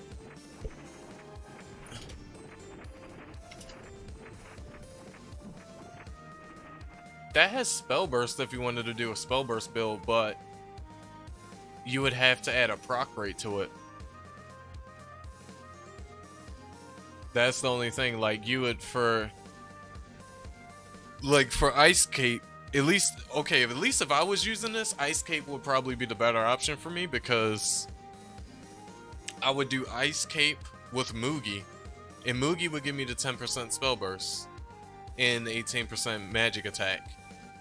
And Ice Cape itself is already giving me water magic. This does give me water magic and spell burst. It just doesn't give me a proc rate or magic attack. So I would have to add a proc rate on this, which means that I lose some raw magic attack somewhere. But you could use Ice Spirit to pay for a whole Magic Blade setup too, because this could cancel out the that could cancel out the 1 second increased skill delay from the throwing weapon. I'm not talking about Magic Blade spell burst, and I'm just talking about for auto skill. Because like I said before, you could use that throwing weapon for auto skill if you wanted to. It's not solely a Magic Blade throwing. It's just that's what you're using it for, but it's not solely a Magic Blade throwing. Like, it has way too good of stats to be solely used for Magic Blade.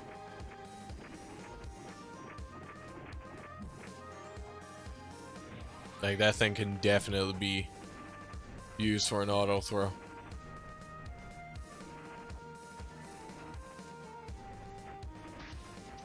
Honestly, dead ass. Even though I said I didn't want to at all. Dead ass.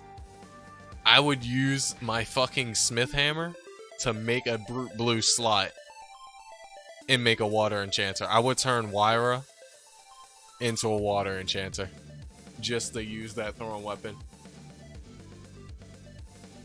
Deadass. Just to use that throwing weapon. And nothing else. Because with that throwing weapon, you legitimately don't need nothing else if you're building water, man. Like I said before, it has everything you want and more. It has raw magic twice on it twice. It has infinitely scaling raw magic, and then it has normal raw magic. It has elemental magic, and all you need to do is just add damage on it if you can fit at least 3 proc rates on something else. Which in the case of water, you can. You can cheaply do it. You can very cheaply do it. You would only have to buy 1 crystal if you do it the way that I mentioned. And that would just be for the armor. You just have to buy 1 auto crystal for the armor. And then for additional, you can go with Mugi. And then for the weapon, you can go for damage. And then if you manage to slot your water devil's necklace, you can put an Agir Drummer on your water devil's necklace. Which means you got hella damage, you got spell burst, and you got proc rate. You got everything you need, all wrapped up in a nice thrown weapon bow. And then you have fast attack speed, because thrown weapons attack speed is really fast, just like claws. It's just as fast as claws. So that's another good side. That's another good good thing about it too. But that's a perfect setup right there.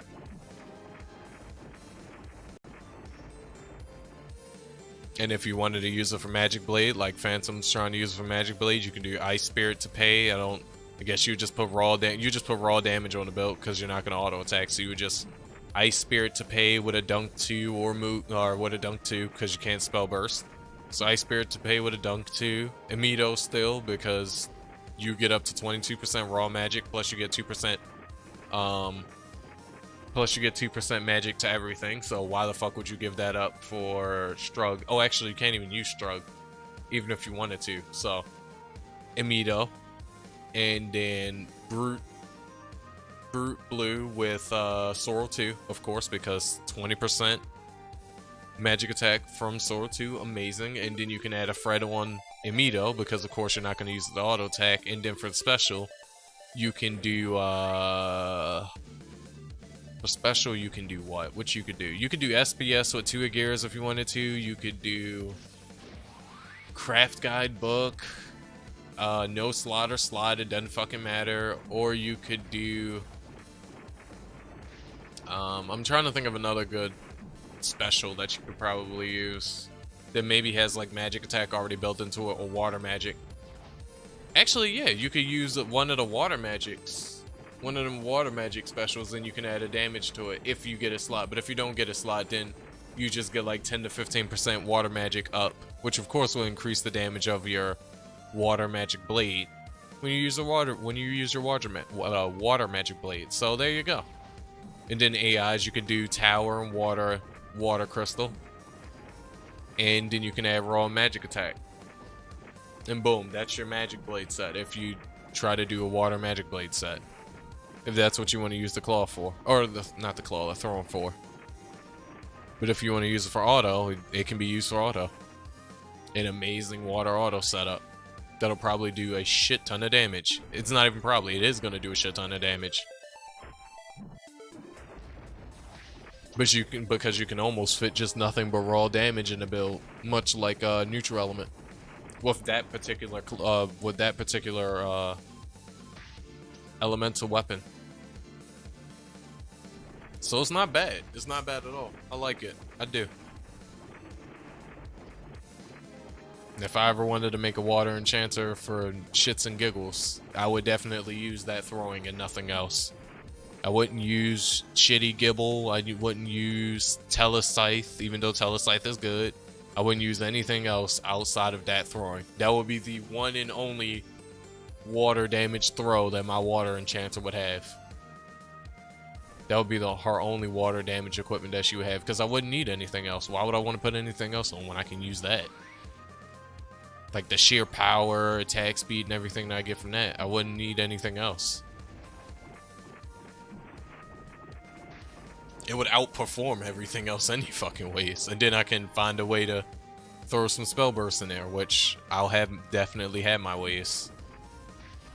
Ice Cape, like I said before, 1 slot, and then if you go pay to win for 2 slot, you put 2 Moogies on that sumbitch, you get 22% spell burst just from the additional alone. And then you use Amido, of course, so then you'll get another 12 to 14%. And then whatever your AIs is going to be, and then whatever your star ability is going to be, and boom. You have hella damage, hella raw water, hella raw magic attack, and then hella raw water magic. Boom. That's pending Brute Blue is actually in the game. Is it in the game, Phantom? I don't know how high the life skills go to up to right now, so I don't know if it's in the game yet, but if it's in the game, that man, it's definitely something to look forward to making. Is it even a pain in the ass to make? It doesn't even seem like it.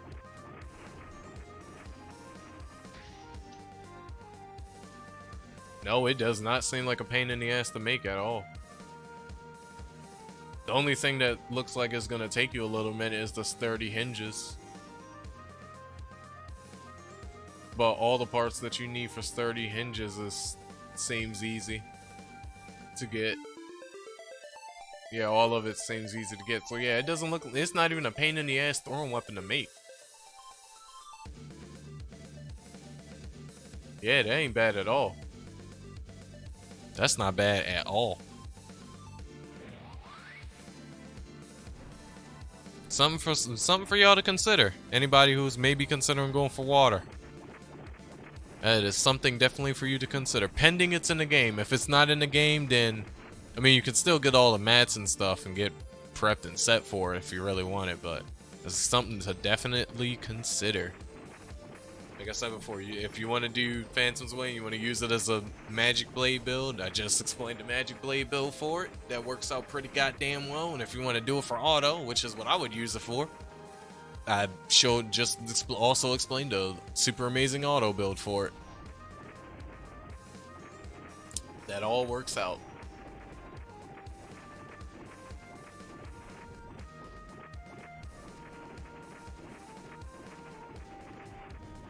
I would actually be very interested to see a Water Enchanter using Brute Blue as an auto throwing weapon. I would be very interested to see that.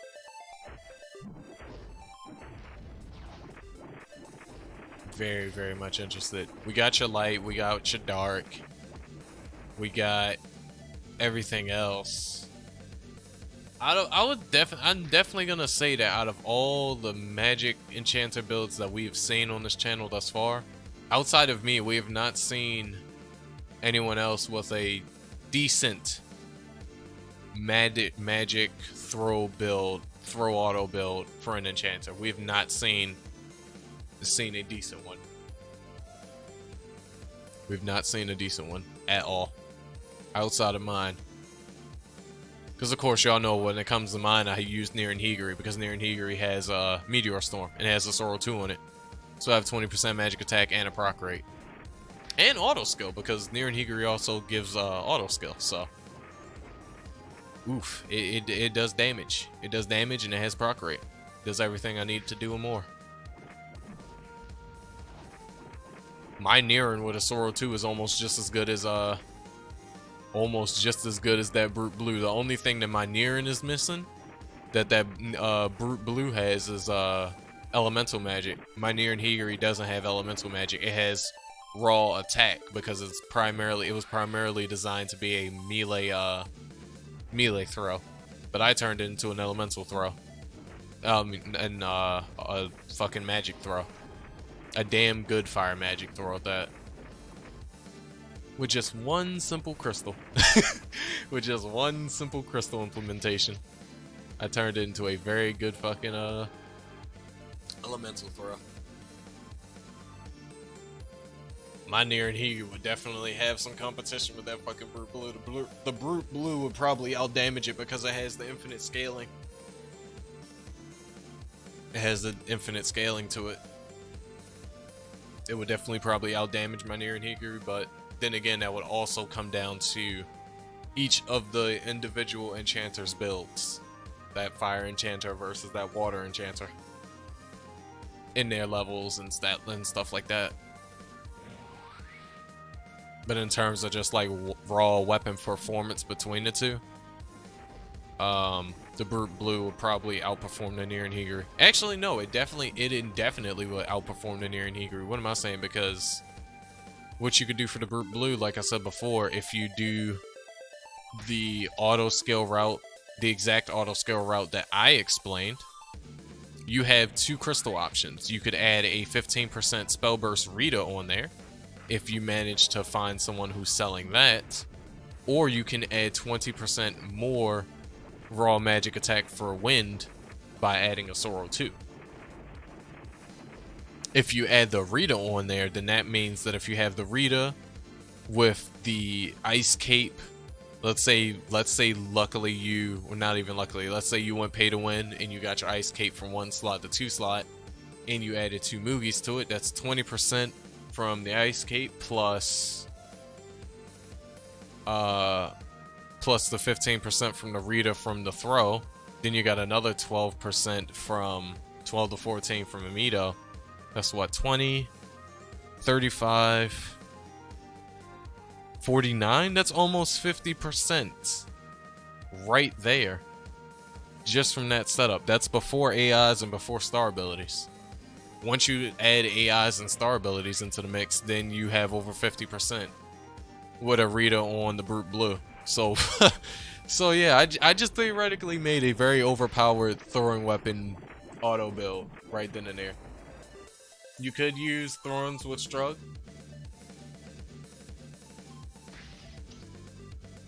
You could use Thrones with Strug. It's a yeah, I saw its production. Once it, oh, so it's not out yet. I don't know if I'm gonna make a water enchanter based off that brute blue, but fuck it. After everything that I've just said, that thing has amazing potential. Like I just mentioned, that thing, like, especially like I said before, if you follow the spell burst build that I just mentioned, you have 49% spell burst right there. Because let's say Amito's last up is in a game by the time Brute Blue comes out. You pay to win for a 2-slot ice cape. You add 2 Moogies, 2 said ice cape, so you get 20% spell burst from that. You get 14% spell burst from the Amito, so that's 34%. You get the Brute Blue, you get it slotted. You add a Rita to it. Yes, Rita doesn't give you magic attack, but just because it doesn't give you magic attack doesn't mean that's a bad crystal. It gives you 15% spell burst. That 15% on top of the 34% that you have, that's 49% spell burst right there. That's 1% off of 50%. And that's just from a 2-slotted additional, a 1-slotted armor that's all the way maxed, and the throwing weapon that has a crystal added to it. 49% spell burst. Before AIs, before star abilities. If you go for a 5-3 setup for the star abilities, that's another 8%. So that puts you well over 50. Then if you go for either for an 8% setup from a Cillian and Alan, or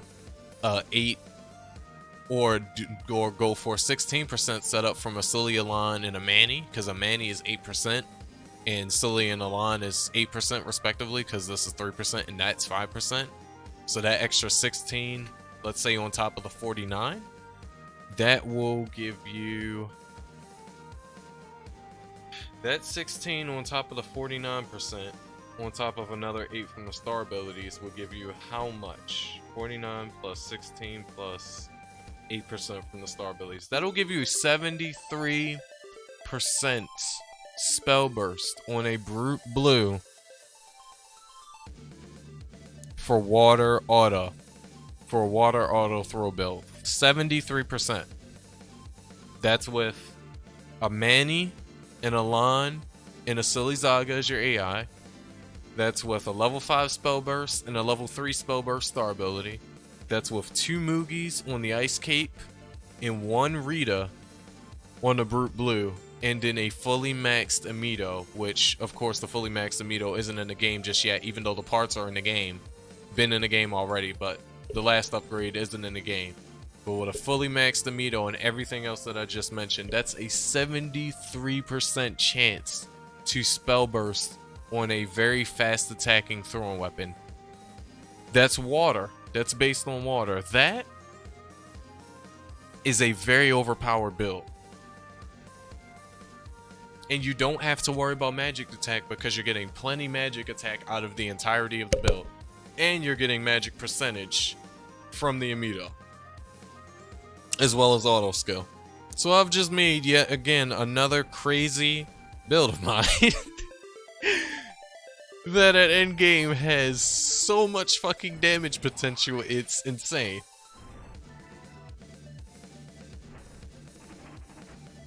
So yeah, if y'all ain't jotting that information down, you should probably jot that info down because that's some powerful shit.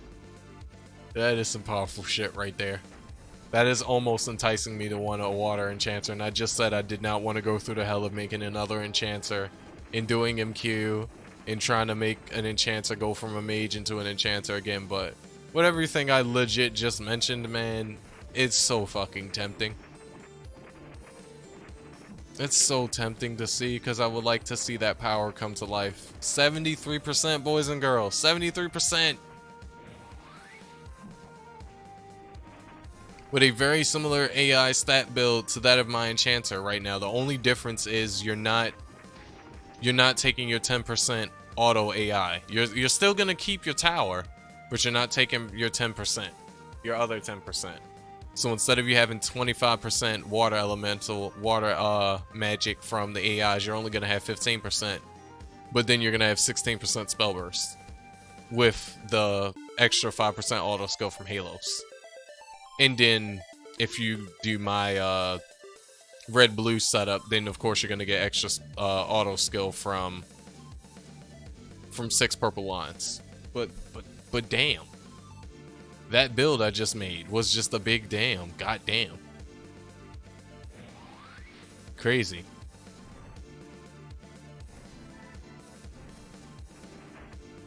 I don't know, Phantom. I'm kind of leaning towards Water Enchanter now. Fuck me, man. I need to stop. I don't want to make any more enchanters. I don't want to. But all these crazy builds from different elements that's not the meta ones is just so good. Legitimately, that build is just as good as my wind build. I just made a water spell burst magic attack throw build that's just as good as my wind build that I've currently designed and in the works of making for my wind enchanter. I've legitimately just made a whole nother fucking build that's just as strong as wind. The only difference is that one doesn't have paralysis on it, even though it's still going to paralyze just every now and again. This one has perma paralysis on it, which makes it just a wee bit better in terms of overall survivability. But in terms of damage, man, they're so fucking close. One's a throwing weapon and one's a wand. Actually, since this one's a wand without dual blow, well, even if Illya had dual blow would cast fairly slow. Man, it would be a very close battle to see if Brute Blue could beat my wind build. I almost want to say it will, but just mainly off the fact that not only the stats, just because the stats are so close, even though I believe the water build that I just mentioned probably has more raw magic attack going towards wind, going towards water than my wind build does. It's based off of throwing. This one's based off of a staff, so at least up until I get the bow, the wind bow, to try to counterbalance Brute Blue may outperform my wind build, my amazing overpower wind build, which again is great because yet again, that's, like I said before, another element that's non-meta that is toppling the meta builds in terms of damage, stats, and performance.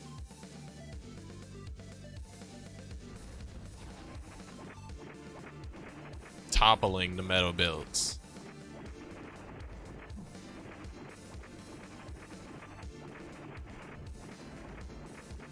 That build has some crazy fucking power to it. Some crazy goddamn power. Lord knows, I don't even know what's the total magic on that build towards wind or towards water.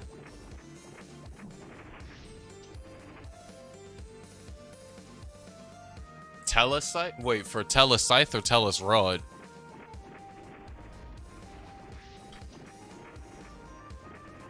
If we're talking about Telescythe honestly doesn't need another fucking upgrade. It's already good enough. It gives you 31% to any element of your choosing.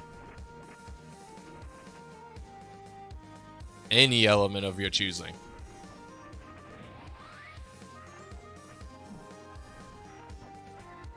Like, it doesn't need another upgrade at all.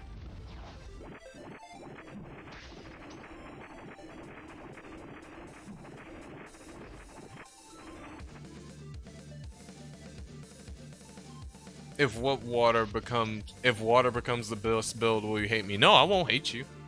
But that's only if theoretically you go for the build that I literally just mentioned for Brute Blue and you don't try to use Brute Blue for if you don't try to use Brute Blue for Magic Blade. If you try to use Brute Blue for the build that I just made up for it, yeah, it probably would be one of the strongest elemental builds. But I wouldn't hate you for it because it's a non-meta build that does amazing fucking damage and has a 73% spell burst proc rate on it, or spell burst percentage on it. 73%. I just want to say it again for all the boys in the back who's watching the stream, who's lurking. 73% spell burst on a water magic enchanter build. 73%. Read it and weep. Dark don't got that. Neither does Earth. So just read it and weep, ladies. Read it and fucking weep. 73 fucking percent spell burst. And the only 2 slot that's in that build is the additional. That's the only 2 slot. I forgot to use limit break. Fuck me. But that's the only 2 slot in that build is the ice cape. And that's the only way you're theoretically gonna get that ice cape is if you go pay to win. But if you go pay to win and blow about $30 to $100, you'll have a 2-slotted ice cape with double moogies on it.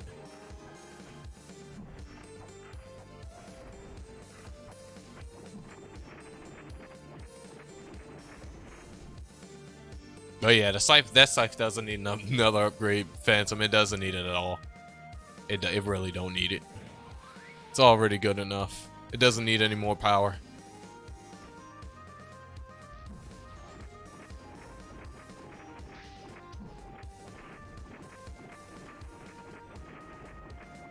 But man, how amazing would that shit be to see?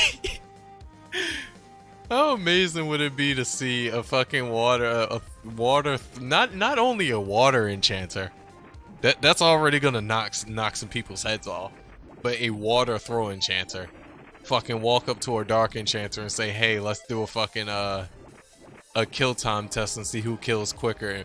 Fucking throw a weapon enchanter with no dual blow, by the way.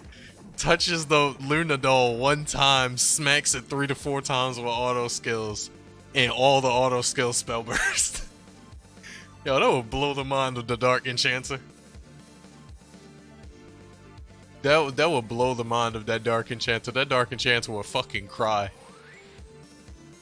Each swing that fucking water throw enchanter does, almost every one of the fucking auto skills is spell bursting. That would make the Dark Enchanter cry so fucking badly.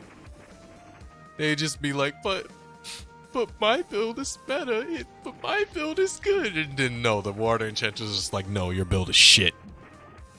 I am the superior. You think just because you have a fucking auto skill crystal that has magic attack on it, you think you're good, kid? Nah, B. I keep clearing my buffs now. It's like, yeah, you think you're fucking good? Because you got magic attack plus 10% on a Dejarte? You think that makes you fucking strong? Nah, bitch. Do you have spell burst on your build? Oh, you got 10 to 20%? Oh, how cute. Allow me to demonstrate real spell burst on an enchanter. Proceeds to fuck up Luna doll. In all of about 5 seconds. That would be so fucking funny to see. It's similarly to how it's going to be with my Wind Enchanter. I'm going to just look at a Dark Enchanter and go, oh, look at your piss poor spell burst. Allow me to demonstrate real power. Touches Luna doll fucking implodes. From all the spell bursts, basically all the magic crits that's going on. That would be, man, that'd be something fucking amazing. That'd be funny and amazing to see. Now we could all try to get me an Ice Escape 2 slot. That'd make me very happy for our birthday. Might be, oh, happy belated birthday, by the way. Kinda upset that I missed it. Yeah, you gotta definitely get you a go pay to win for an Ice Cape 2 slot. Gotta wait for that event to come back. Gotta wait for that goddamn event to come back.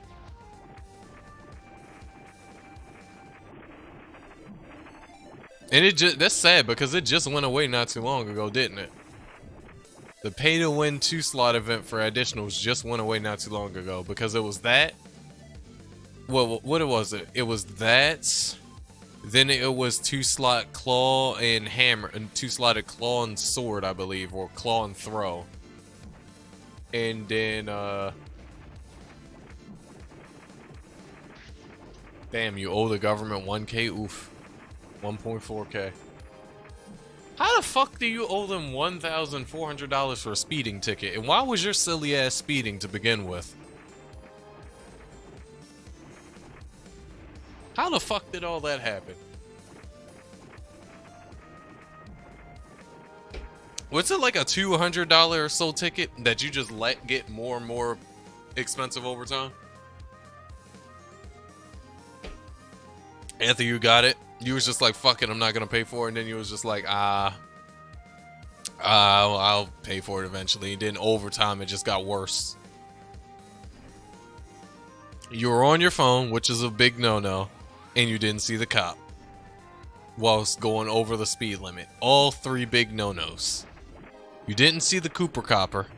You were on your phone, and you were speeding. And you're in California. That was a fourth fuck up.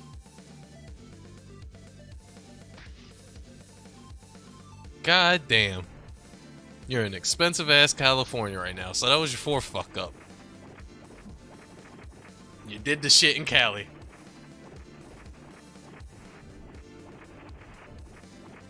You was looking at Google Maps and you were going over a hill. Oof. Oh, you were on a bike? Oh yeah, they don't like bikes. Cops already don't like bikes. That was your fifth fuck up. At night. Oh man. It just keeps coming.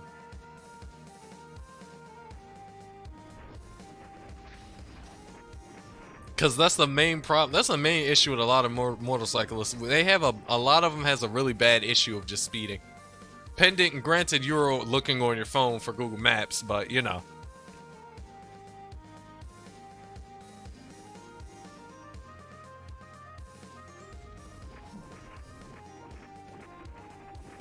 Yeah, of course. Cops will choose if there's a car, unless it's a really expensive looking luxury car. If there's a car speeding versus a bike speeding, and there's a cop looking at both, more than likely the cop's gonna go for the biker first. Wait, you were in the SUV, but they didn't get the bike. Oh no, the cop was on the bike. Oh, rip. I thought you were in the car. I thought you were on a bike. But yeah, more than likely, if they see a bike speeding next to a car, yeah, they're probably gonna go for the bike first, unless the car is like really expensive looking. Then they'll go for the car. Ugh.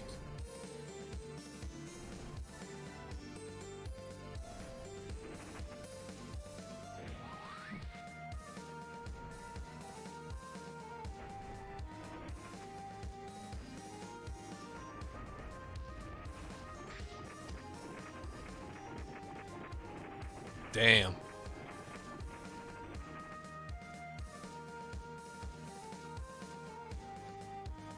Well, upper middle class. Damn, they was on your ass on that night. They was not having it. They was not having that fuck shit from Phantom.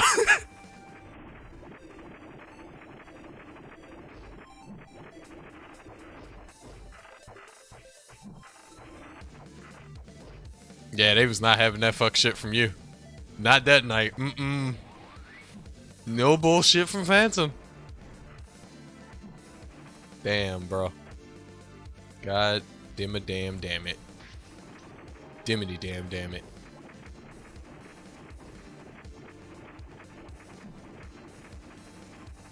Indeed. SUV speeding ticket? On your phone, speeding ticket. We're in Cali, increased price for the speeding ticket. We got your ass today, boy. We got your ass today.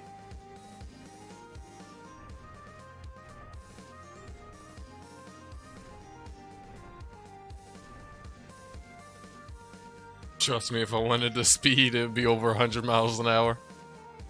In an SUV, that's more than dangerous. That's practically fucking suicide.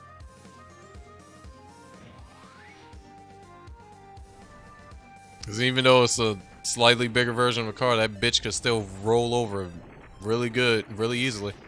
Depending on how it's made.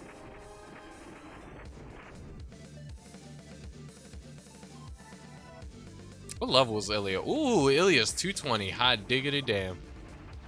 We got 5 levels more, and this is the second PTA. We got 7 minutes left. I mean, for Cali, that is kind of slow for certain people. I've seen some of the highways and videos, and people be going like,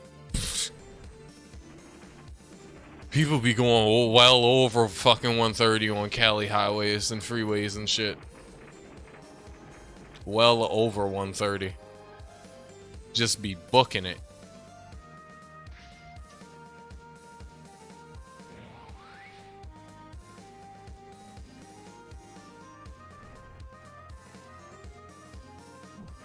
We normally drive 80. Yeah, I know some of y'all highways is 80 indefinitely.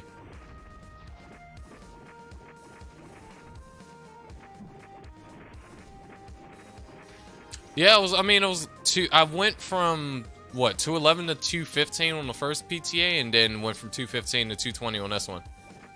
And the reason why I probably got up to the 5 levels on this one this time was because I was paying attention a bit more and grinding, even though I was sitting here talking and all the other shit. Oh, the freeway is 65? Oh, people don't be going that speed limit for the freeway then. I've seen videos where people be going damn near 220, not 220, 200 on the fucking freeway. Mainly bikes, mainly motorcycles. Few cars that be racing the bikers, but mainly the bikes. Where are you going? Why are you trying to attack that? Excuse, Pyra? Pyra, hello? She wouldn't even let me stop her. She would not let me stop her to go. She was relentless about going to attack this Mega Roach. I didn't even know how I managed to tap a skill, but click through the skill and touch the Mega Roach. But she chased that Mega Roach down. She wanted it dead. Usually go 110 to 128. Jesus Christ. I can't be riding on the roads with y'all in Cali. Hell no. I get a little bit squirrely going up past about, well, I would get a little bit squirrely going past about 60. Y'all fucking going over 110 to 128. Fuck that. Fuck that. Not for me.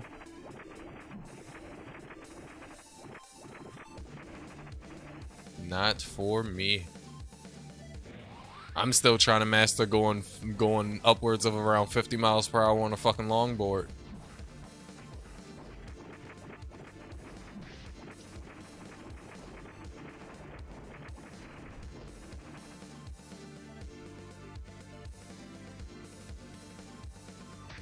I would bet so. They love to have fucking fun in Cali.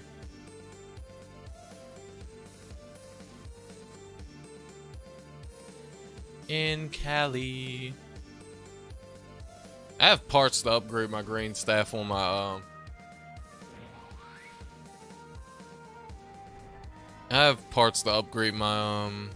green staff for my wind enchanter on Pyra. I just need to give it to her. I don't have all the parts because I need 10 pieces of watchman combs, but I couldn't kill the fucking boss to get it. I nearly killed his ass, but he would just randomly one-shot me. I don't know. I think he hit me with a special attack that went through my stone skin. What's up, Mysterious? It's been a minute since I've seen you. Welcome to the stream. How you doing today? Hope you're doing well. Welcome.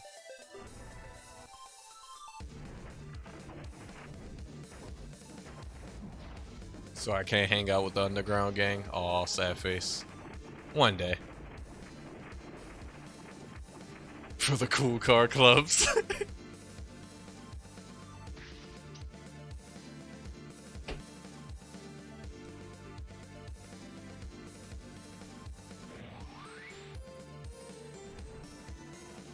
Speaking of cars and everything, I really need to edit all the vlogs that I recorded for me longboarding. I haven't recorded them. I mean, I haven't edited them just yet. I have all the footage. Like, I can actually show y'all. Like, I have all the footage. It's on my PC. I started editing vlog episode 1, but then I haven't finished it. I haven't clipped it down and trimmed it down. Clipped it down a little bit. Please, if I start a GoFundMe, it wouldn't get anything. Give this man 16K to go buy a new car.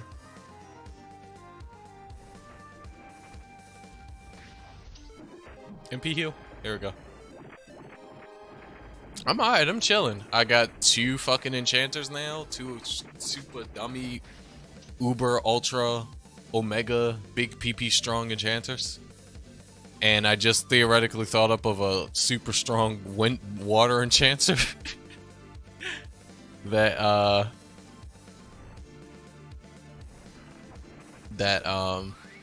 that can't be created just yet because the throwing weapon isn't in the game. Damn, I need a thick I need a thick sugar mama. Indeed. In fucking deed.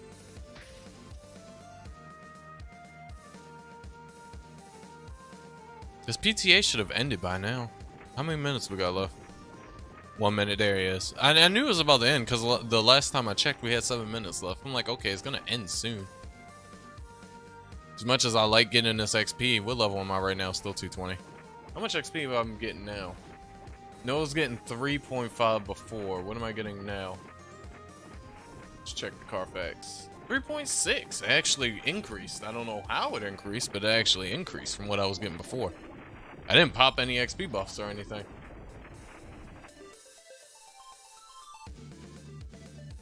Rip.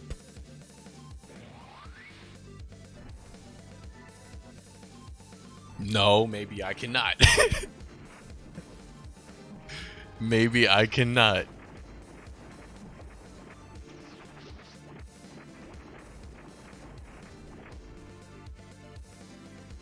How much XP is Pyra getting? I'm only getting 5.9k. I mean, I'm not expecting to get XP here because I'm way over the level requirement for this area. Way, way, way over it.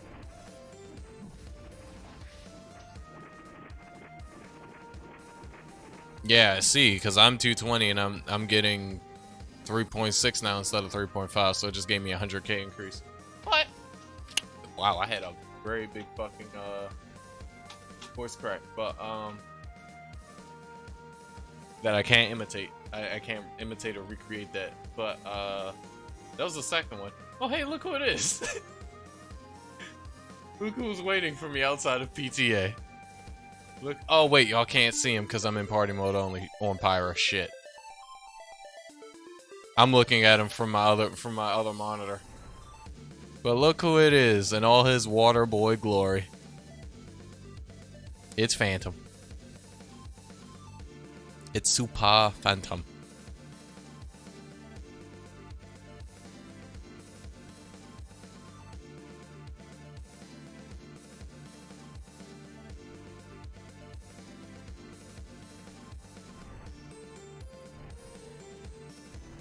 Yeah, I see. You got that sauce now. You're looking saucy. You got nice fashion frame going on right now, and I'm liking it. I'm liking it. I'm liking what I'm seeing. I'm liking what I'm seeing. How's the damage looking though? Is it Pyra? Oh look, it's Safi. It was for those of you who don't know, this was the baby Meta Earth Enchanter that we partied up with yesterday, yesterday's stream to compare early game damage numbers to compare early game kill times to, and I managed to outperform his build.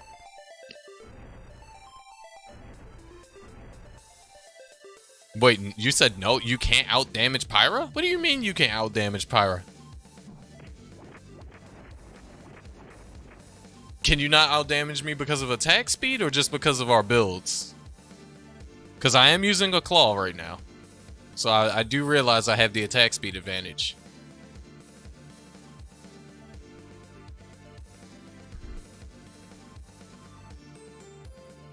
That still doesn't mean you can't outdamage me. What's your kill time on Luna Doll? That still doesn't mean you can't outdamage me. I'm not complete by any means, plus I'm 30 levels under you. You're 382 and I'm 250. I'm 355.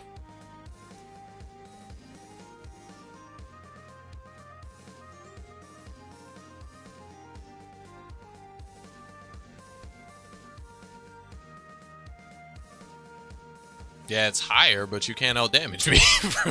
Apparently, according to you're saying. I mean, it's the same way that it's the same way it works with my gear. Like my sword makes my fucking base attack way higher than what my claw is, but it's just whew. Makes my percentage makes my damage higher. What percentage? My spell burst? I only have a good near enough 30% on Pyra.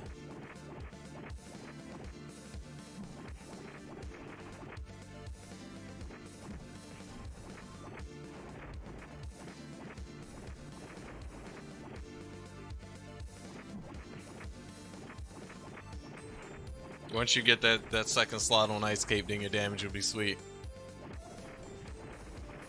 Alright. We will see.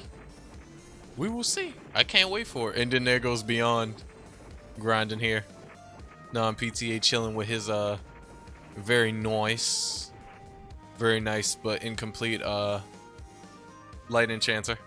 I cannot wait to see Beyond's claw build outperform mine's. If anybody's build is gonna outperform me, I would hope that his build outperforms me. And the reason why I say this, chat, is because his endgame build is supposed to have what stats? Hold on, I'm about to check. It's supposed to have what stats? It's supposed to have 112% magic attack, 37% spell burst, 38% light magic. Of course, that 112% magic attack and the 38% light magic, that all mixed together that's his total magic towards light. And then he has almost 40% spell burst with his build. But I'm very curious. I can't wait to see his build.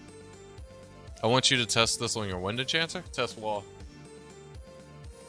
Oh, you got Sorrow 2 now? Nice. What the hell is this? It's a fucking throwing with Cecilia. Test that on Pyra or Illya. Gotcha. Got it. Gotcha.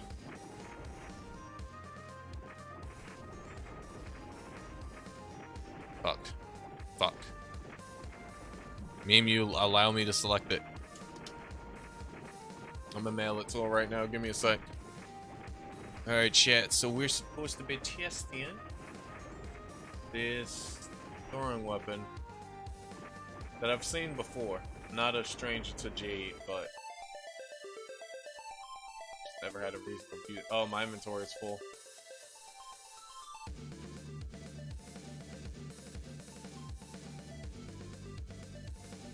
Hold on, give me 2 seconds. My inventory is filled with a bunch of shit.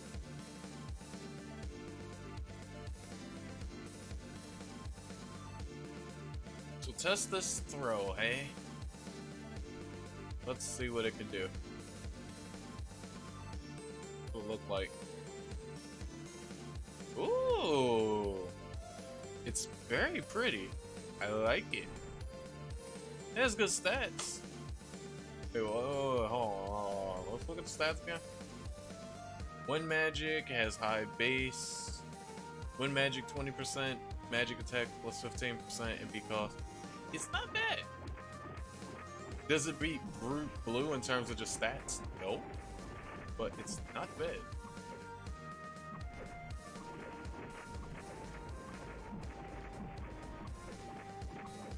Hold on. You know what would be a good idea is if I do this.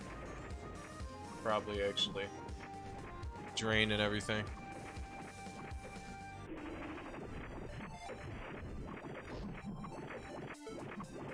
I'm trying to rebuff so that way I can actually like see it. But that's my Mega Roach right now. I'm currently dealing damage to. So far I'm doing like anywhere around like 10, 13 up to 20k spell bursts. Right now I just threw on the Jade with my spell burst side, so all the damage I'm doing is with my spell burst side. Let's see about this Mega Roach. This is a fresh Mega. And Phantom just buffed me with his enchant weapon and magic blade. I mean, his enchant weapon and dash and draw, I believe. So not bad. It does great damage. Visually, this throwing weapon looks fucking fantastic. Like, definitely is a favorite visual look of throwing weapon for me. I know y'all can't see it, but hold on, let's get kind of close so y'all can see it. That's what it looks like. That's what it looks like. That thing looks fucking beautiful. Absolutely beautiful. Damage isn't too bad on me, though. Isn't too bad at all. And because it's a throwing weapon, it of course has nearly as fast of an attack speed as my Debbie's Talon, so of course it attacks a lot faster than my wand, which allows me to output a little bit more damage. Even though my wand chunks the Mega Roach a lot faster.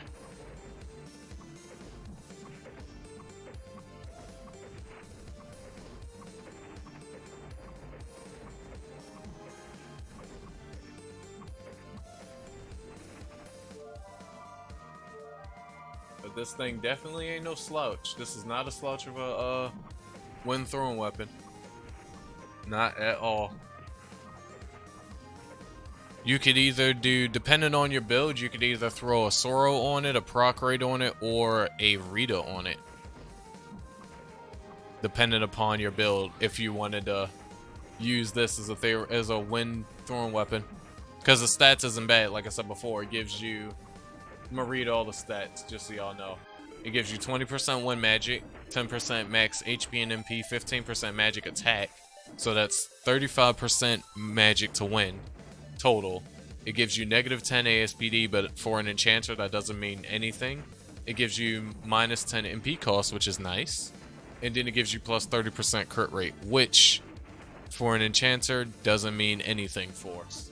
It doesn't have a proc rate to it, which means that, like I said before, if you wanted to min-max it, depending on your build, you would either have to add a proc rate to it, Sorrow to it for just more magic attack, or you could add Spell Burst to it. If you wanted to do Spell Burst on it, you would do it like this. You would do Jade with Rita, Amito with proc rate. There's some fucking Amito with a proc rate, and either you could do Geo Kakuli with a proc rate, or there's some additional that has a built-in proc that you could add damage to that. And then you do Water Devil's Necklace or Wind Devil's Necklace with either damage or no, not with damage, with a proc rate. Oh no, with damage, because it's Wind Devil's Necklace, so you don't have to add a proc rate to it. But very good weapon. I kinda don't really care too much for the Cecilia on it, but very good. Very good throwing weapon.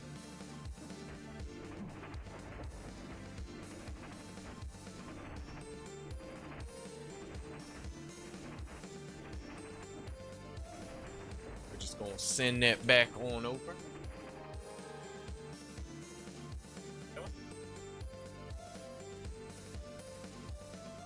Go, send that back.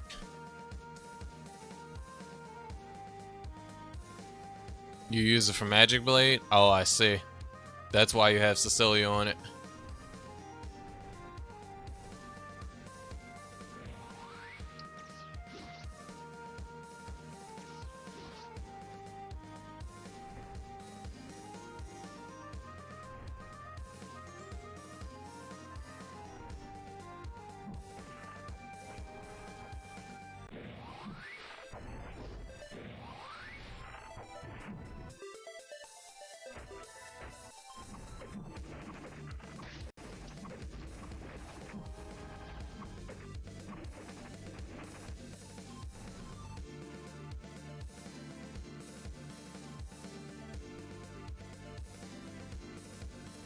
I swear my Fire Enchanter's just like, hey, you wanna see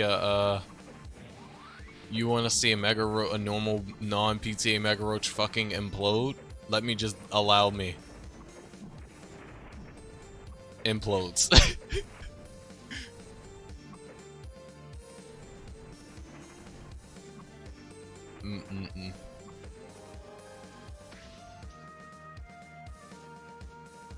That's nice. What am I finna do? Am I finna go another hour? A PTA? Or am I gonna end the stream and just grind off cam? The only other character that I have that has an active PTA that I could use is Illya right now, because I used Vials and then I used Pyros already. So Illya is the next runner-up for PTA pop.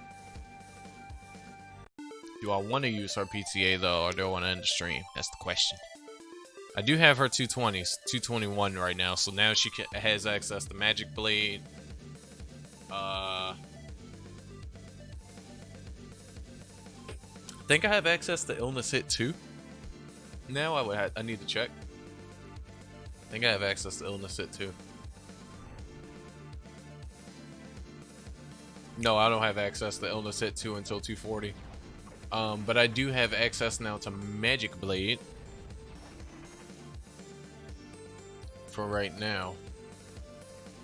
That's the only thing I have the only useful thing I have access to. PTA or end stream? PTA or end stream? PTA or end stream? Takes you forever to level up? Aw.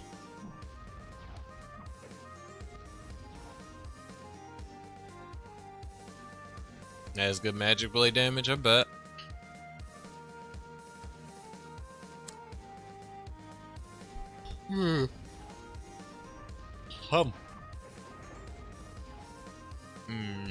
Trying to think. What to do, what to do.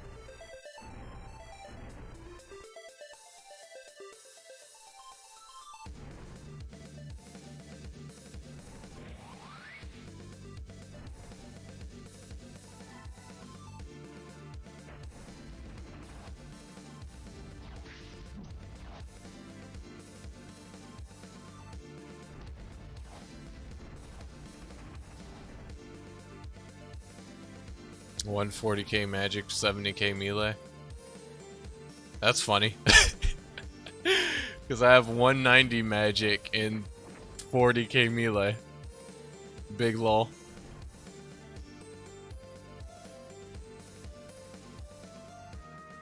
And you're using the throwing weapon that makes them weak, even though it only takes you what, 2 hits? Yeah, it only takes you 2 hits. It takes me 3.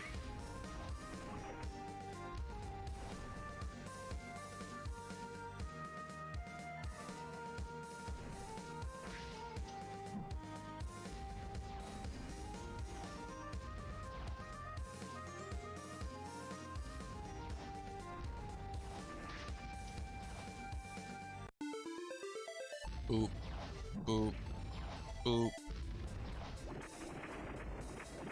Oh, you wasn't using food boost. 200k, 70k. Not bad. Not bad at all. Dude.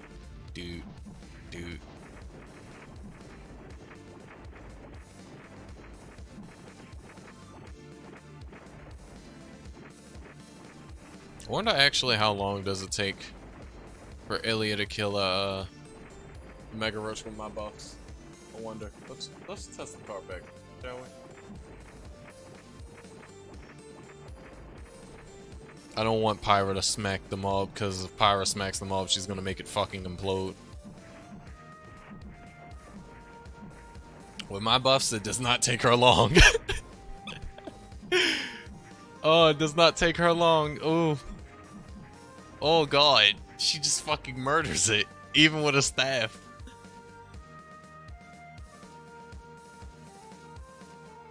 Now this is a bad setup since my gear is all water magic based, so when that throw comes out, you think you might be able to blank the ... We're still waiting on more text. Think you may be able to do around 400k? Well, we'll see. We will. Oh no, she died. I don't have my mini heal on.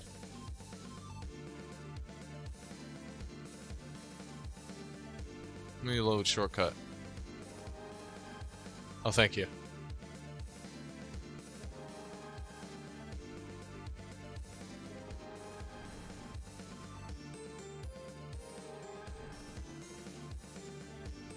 Poor girl. She only died because I must have missed my drain.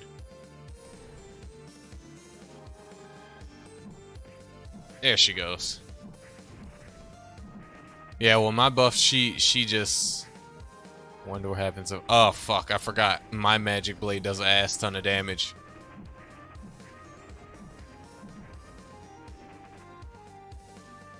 That throwing web might probably won't be till late this year. Damn.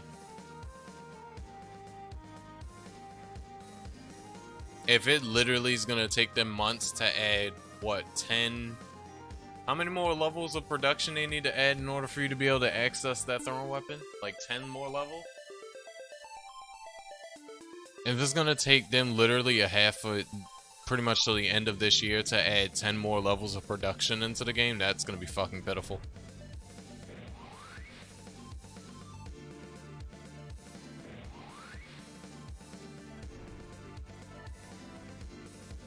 Well, it's level 258, so what, 20 levels then? If it's 20 levels, damn sure probably gonna be till the end of the year. Prob updates about 5 levels. Oh, that's gonna take fucking forever. Damn, that's so sad.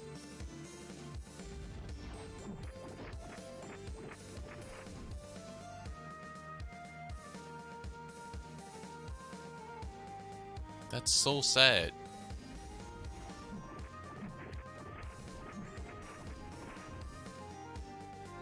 F in chat for Brute Blue. F in fucking chat for Brute Blue. It won't be here till next year, boys. That insane water enchanter build won't be here till next year.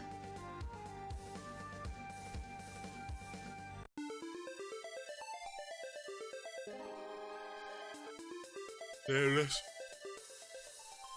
Sad. I'm gonna go check on Babe. I'll be right back.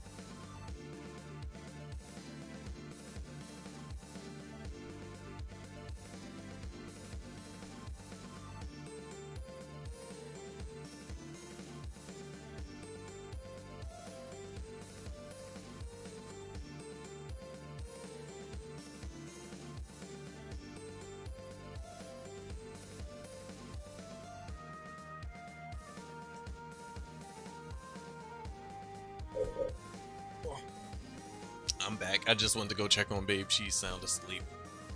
And I don't want to wake her, so I'm going to just be a wee bit quiet. But we're probably going to do another hour of PTA. Probably going to do one more hour.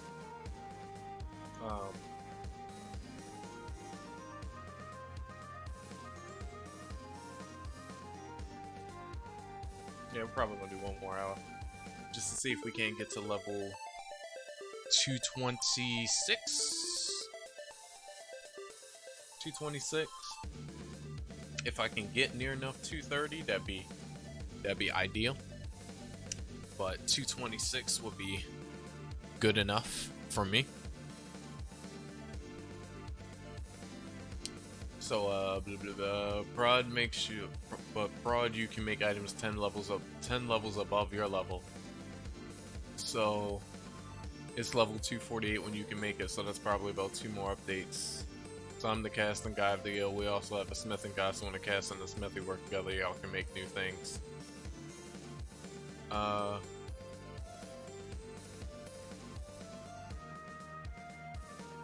Okay. Cool. Still hate prod, but cool. Coolio.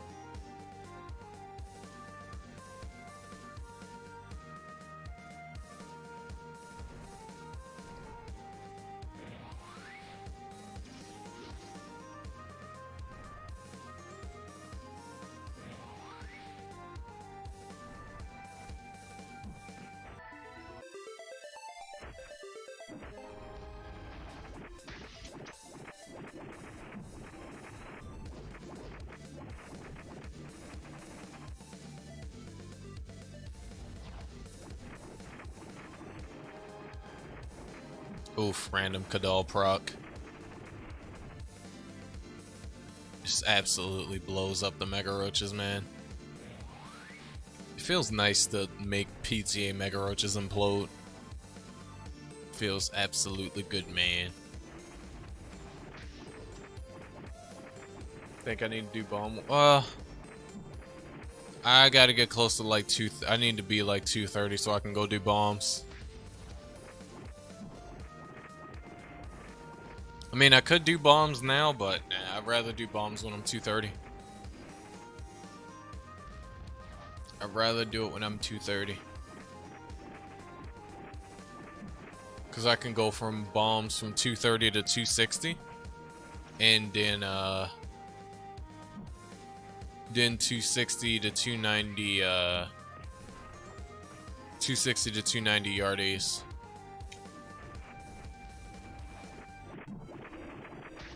And then by the time I go to yardies, of course, I'll have limit break and stuff like that. So then Illya will definitely be able to handle herself afterwards with no issue. She'll be able to do the same thing that Pyra was able to do in PTA, just absolutely make shit implode.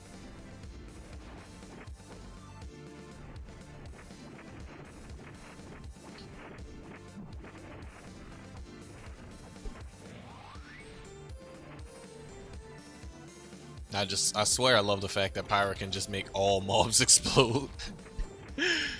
It's just like, hey, you want to see this mob just implode on itself? Yeah, let's just make it implode. It's gone.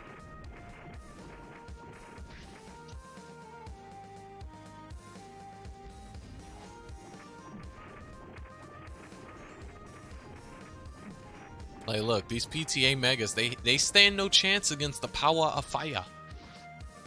They stand no chance against the power of fire. Super hot ultra fire. Don't know why my clicking finger is cold, but all the rest of my fingers are okay. Still confused by that.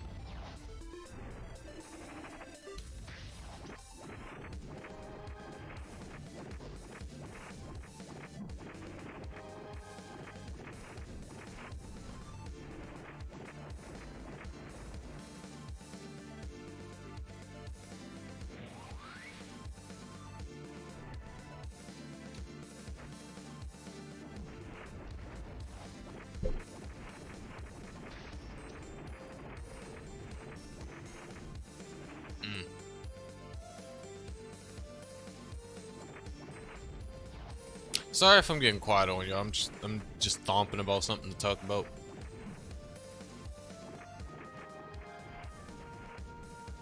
Just stomping.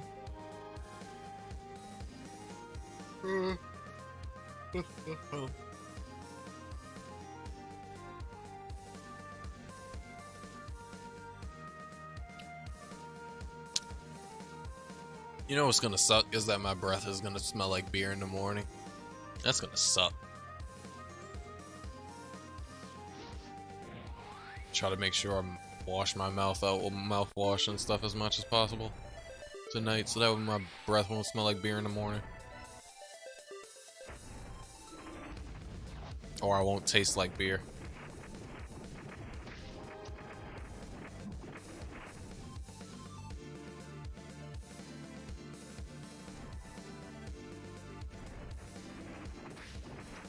Because Babe doesn't mind kissing me when she's drinking herself, but when she's not drinking, she kind of doesn't want to taste alcohol when she's getting kisses, so you know. Which is completely understandable. I wouldn't want that shit either. If you taste like alcohol and I wasn't drinking alcohol with you and I'm not for that shit, I would be like, nah, I don't want that either.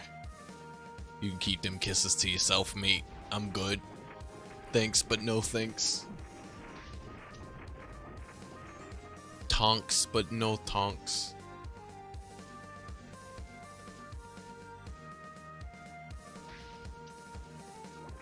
I'm big mad Sheep's gonna let me surpass her again with another Enchanter.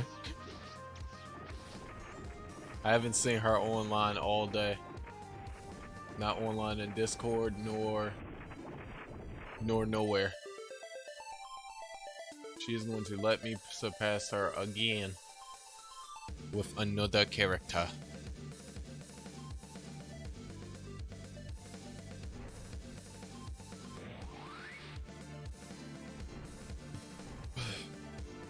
You know, but through all of Enchanter's faults, I love Enchanter. Absolutely love Enchanter.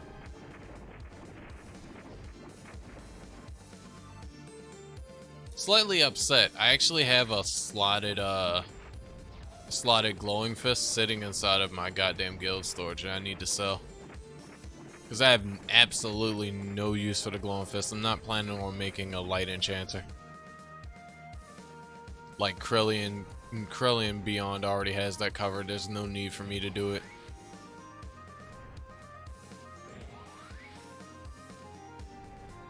There's legit no need. One's making a light sword build and then the other one's making a light claw build. The same light claw build that I would pretty much make if I make a light claw build, so it's no point for me to do it. Plus, I played with Light Element a little bit, and it was fun. It was hilarious to see, and it was fun to use, but I don't want to make a light build, so I'll make a sell it in stalls for like 100 mil. Somebody will buy it eventually. And it's definitely worth 100 mil because it's production and, you know, it's slot.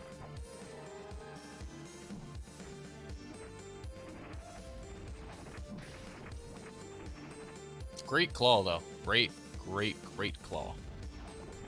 Great fucking claw.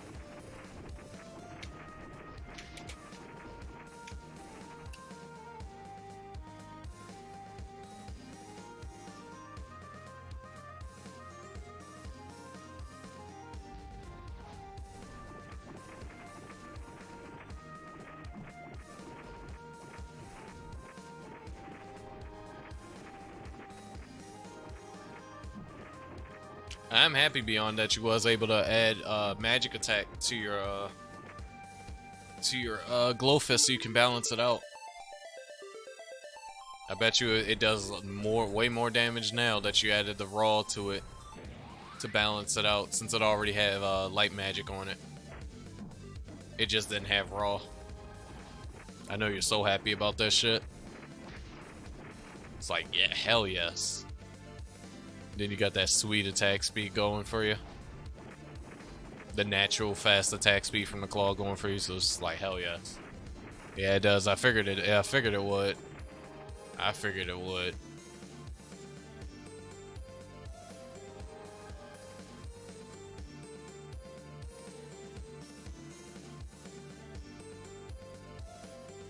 How much damage you doing with a nemesis now? Like upwards of around like 20k. If your Mito spell bursts it.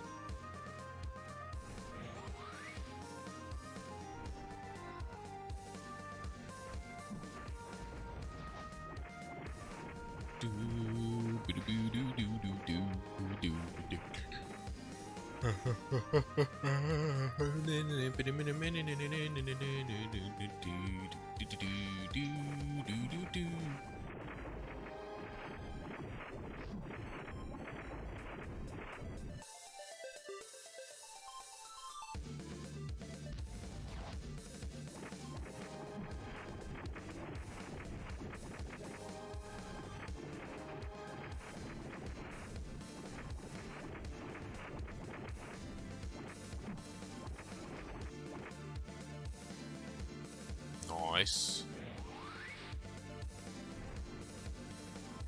You're just eating booty like it's groceries at fucking Megas. And you love to see it.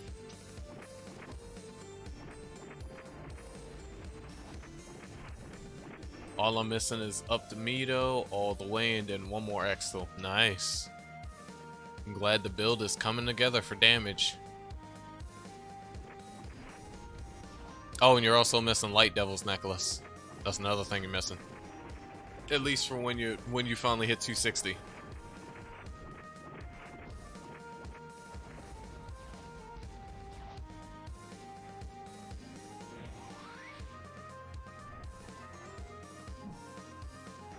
So for your Magic Blade build, it's gonna be Sorrow 2, Bright Blue, Brute Blue, Fred with Strug. Oh, you can use Thorn with Strug. I didn't know you could. Ice Spirit to pay up with Dunk, and then CHB. Nice. I need to start farming broken necklaces and then charging like 20 mil for them installs. Mainly because it's only ever usable for enchanters to make devil's necklaces.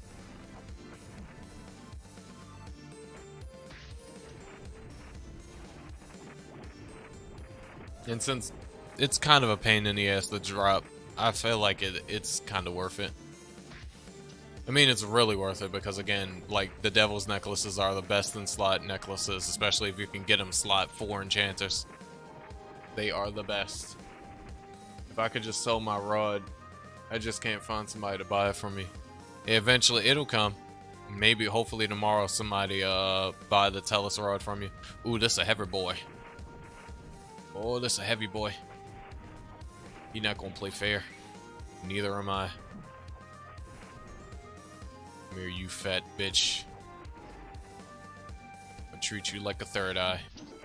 Bring that ass here, boy. Uh-huh, uh-huh. I'm chunking you down, Chunky. I'm chunking you down, Chunky boy.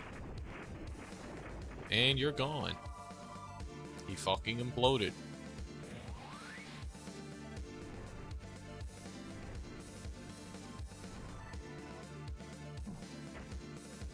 I know, right? Poor Mega. Too bad they not catching these PTA Megas aren't catching this sort of L from Illya. Too bad they're not catching it from Illya. Too bad. I would love to see her kill these guys. Actually, I'm saying I would love for her to see her kill. Let's actually see how long it takes for her to kill one. Let's actually see. Just as a quick test. What we're gonna do. Actually, no. We're not gonna cheat. We're not gonna give her any of Pyra's buffs. I was gonna cheat and give her my buffs, but no. Realistically, we're gonna see what she could do here without anybody else's buffs outside of hers. We're gonna see what she's capable of doing here. So let's see it, folks.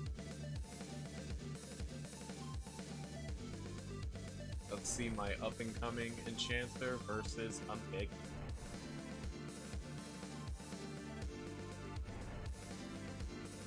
Don't confuse her own buff, nobody else's.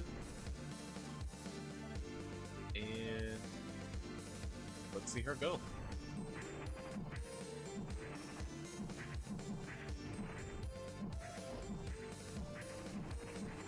Oh, she's not doing half bad against the Mega. She's killing it.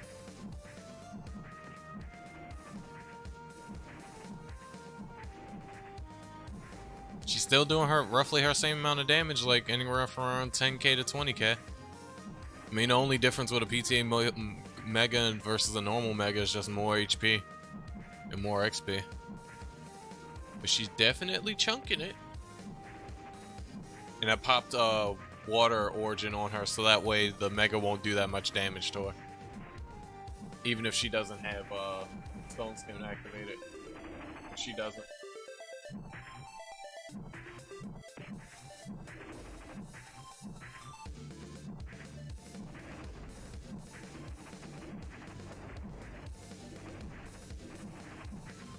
This would be real. This is realistically how long it would have took for her to kill a Mega Roach. If I was just to try to grind her in PTA solo right now. This is how long it would have took her.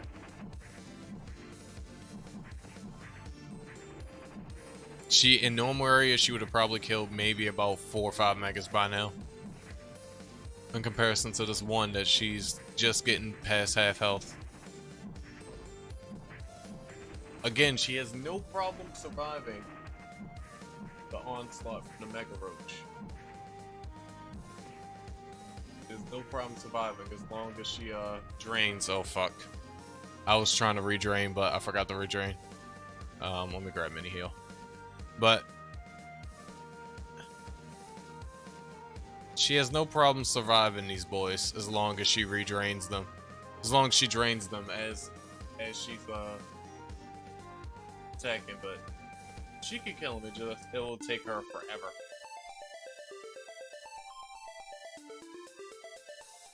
And she would have probably killed a lot more Megas on non-PTA at her current gear without any outside buffs. It would have took her, and she would have killed a lot more Megas in normal PTA than in PTA. Which I kind of figure, which is why I didn't send her in here solo. And I decided to bring Pyra along to help her out. Just to hold her hand for a little bit longer. She's still 221, I'm surprised. I must not be getting that much XP from these guys now. Yeah, I'm only getting 121 now. Oof. Only getting 121 now. Damn, that's pitiful. And this is PTA too.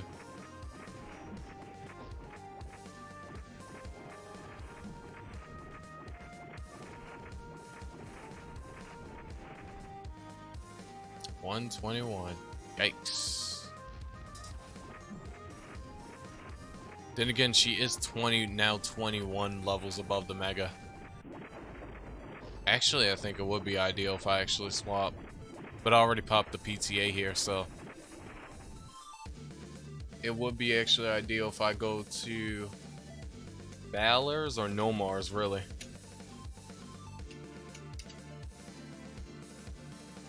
Yeah, Valors is 246. How much? What's Nomar's level?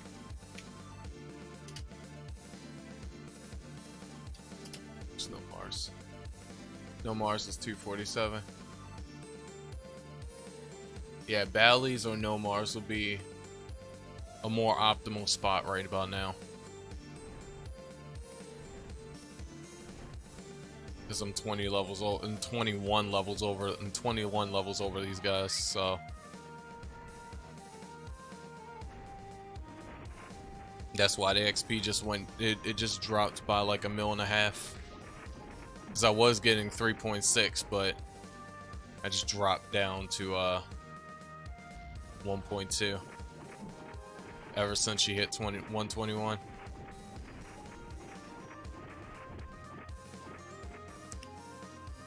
Yeah, there we go. Move her on over. Move her on up. Move her on up.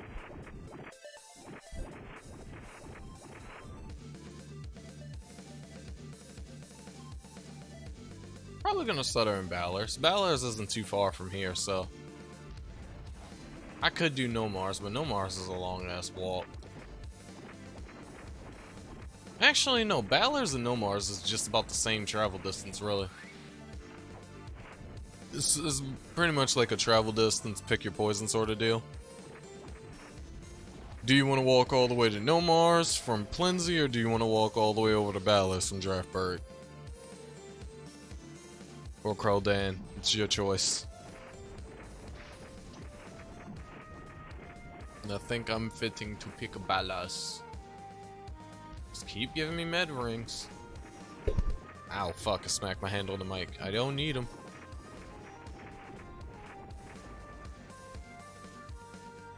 I surely don't need them. I'm sleepy.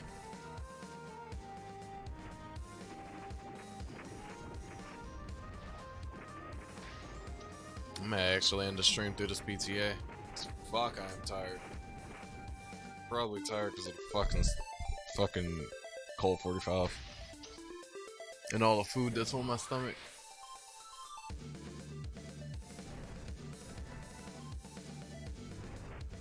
I usually get sleepy when I drink alcohol. It's so dumb. I get sleepy when I drink alcohol and when I fucking have sugar. Have any sort of sweets. I get really fucking sleepy. Like, really sleepy.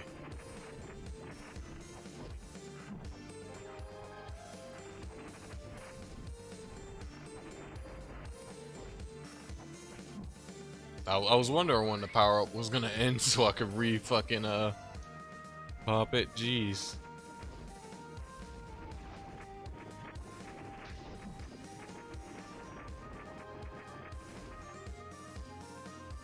Come here, Mega.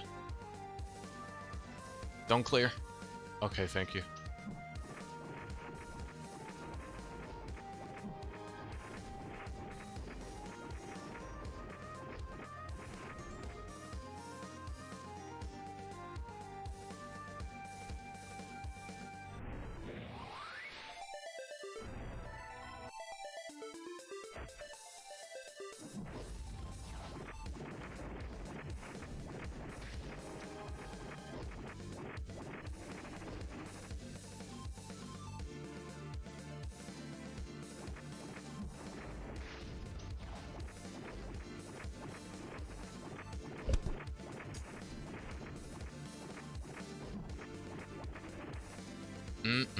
This damage is so sweet. It's so sweet, and it's only getting better.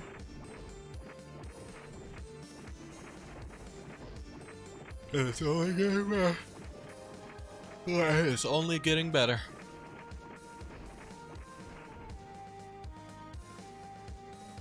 I'm almost at a 4K raw just on the claws alone.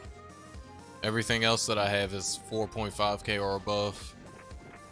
And then with spell boost and other buffs, it's up to 7.2. The highest I've seen is 7.2, 7.3 with my Tokyo staff. That's the highest raw magic attack I've seen on my Enchanter.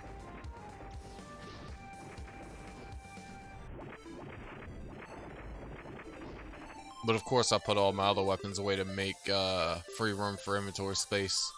Because I was planning on, I was split. I had a split decision of either I was gonna grind or I was gonna PTA Tainted Barret farm for a 2-slotted Tainted Barret, because I still need it for this Enchanter. I still need it. Still fucking need it, so that way I can get rid of this one. I'm mad as hell I can't remove this auto skill +1 per level 1. Off of this Tainted Barret, because if you try to move auto skills from one piece of gear to another one, it'll destroy the slot, the crystal slot. So fucking stupid. Not if you're upgrading, if you're transferring.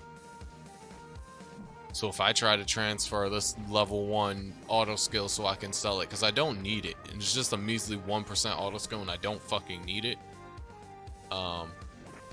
I don't even know why I stupidly even added it to my Tainted Barret. If I fucking try to remove it, it'll take away my crystal slot, which means it'll take away my dunk too. And it'll make this upgraded Tainted Barrette useless because, yeah, it's an upgraded Tainted Barrette. And it's not like I can unupgrade it. I'm a farmer solo though, because I'm gonna use my PTA method. That's why I remade me another mage, so that way I can get 310 or 350%, whatever the max drop rate is for PTA. I think it's 350. Plus I got hella rare drop rate books and Jar Greed. I got my Jar Greed back for an extra rare 20%, 10-20% for Pyro. So I'm ready for it. I just need to do it. I may make that the next stream of me just sitting grinding PTA. I would have to bring all the alts back up to the Tainted Barrette area, and then, you know, flip through all the different PTAs and stuff like that between all the characters and farm it. But yeah, I got it, Johnson. I got it, because I already got my method that I used before for the first PTA. But I got hella books now, so I'm waste all the books in high hopes that I do get that fucking 2 slot. Kinda wanted to save the books from when Anniversary event came back out with the Manny and what's his face crystal, but I'm willing to waste some of them on trying to get a 2 slot at Tainted Barrette, because I desperately need it for that up and coming Mugi swap.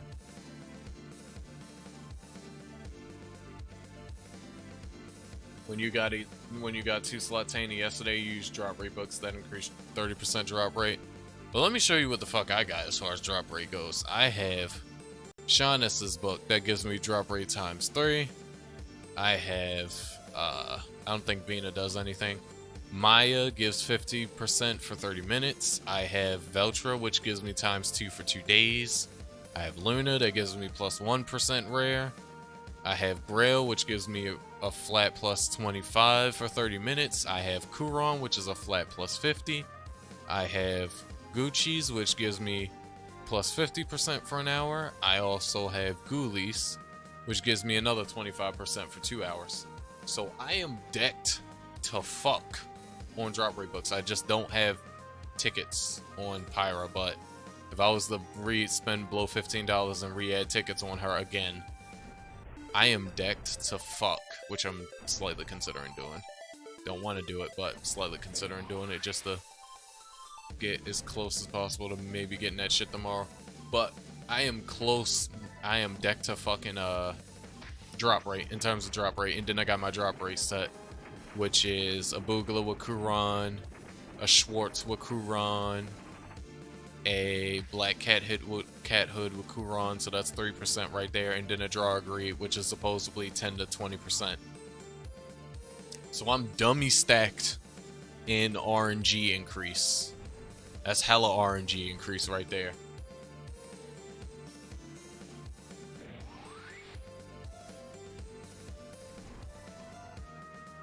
Yeah, because it seemed like with tickets you're just automatically able to get shit that it would take you upwards of months to get.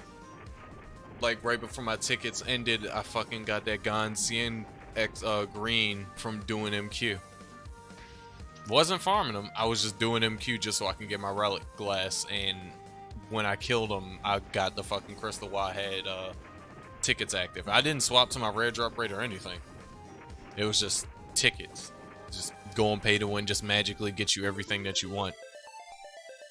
Which is the thing I hate about going fucking pay to win in this game. So when you don't go pay to win, it's hard as fuck to get shit you want. When you go pay to win, you can get everything you want more.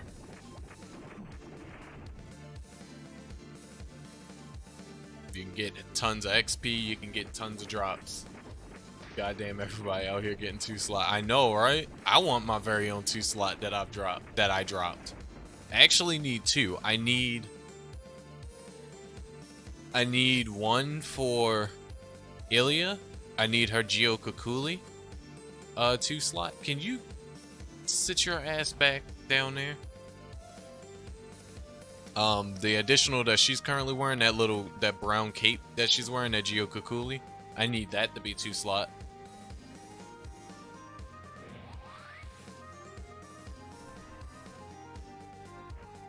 And the reason why I want that to be 2 slot is because I can do one of two things with that, with her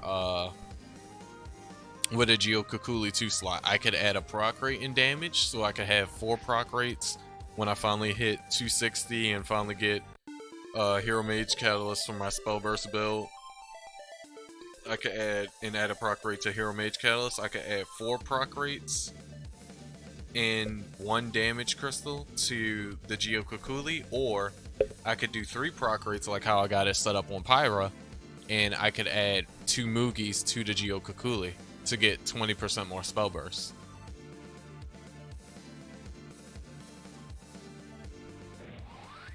Yeah. Only when you're doing MQ, not when you actually want to farm it. But only when you're doing MQ, you'll get the rare. I wonder if you make a room in apart mode and then do prod, will they affect the chance of getting 2 slot? That'd be a really weird test, but I don't know. I guess. Honestly, I don't think so, because PTA only increases the drop of whatever you get in the area that you get from the mob. So I honestly don't think PTA would have any way or shape or form of effect on production, because PTA only affects the XP and the drop rate of anything that you kill in that area. So I kind of highly doubt that if you was to waste the PTA to do production, I highly doubt it would yeah, oh, that's another thing, you can't even produce in here. That's another thing, you can't even produce in here. I'm clicking production right now and you can't produce. So yeah, nope, not possible. Not possible. Not possible, ain't happening, won't work, don't try it.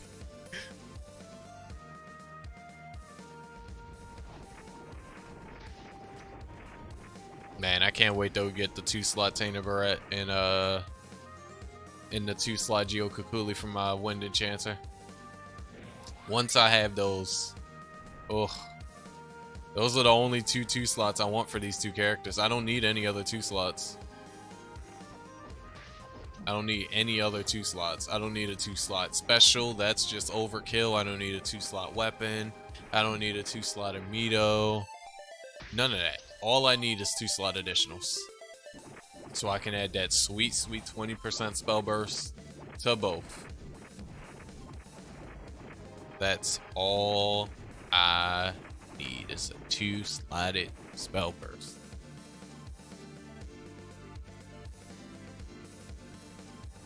Farm what you need from prod. I got my own shit I gotta farm, good family.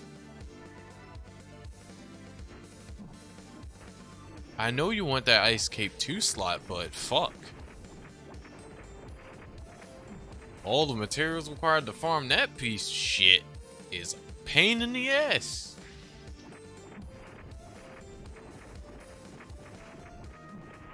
I looked up those mats, I was just like, ugh. I'm glad I don't need fucking Ice Cape. Theoretically. If I decide to go for that Water Enchanter build, though, in the future, then I will need an Ice Cape, which makes me fucking cry in the inside. It makes me sob internally.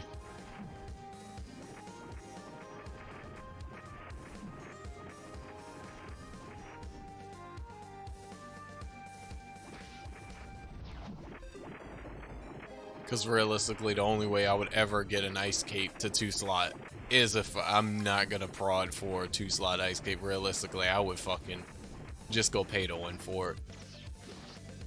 Because there's no way in fuck I'm gonna keep continuously farming mats and farming mats and farming mats and farming mats for a 2 slotted Ice Cape and to never ever fucking get it. That's too much. I'd rather not blow real life money on trying to make a 2 slot, but hell.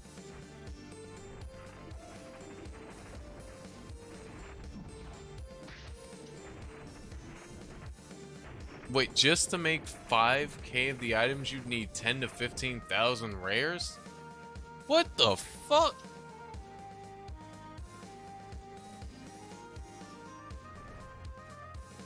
Lord!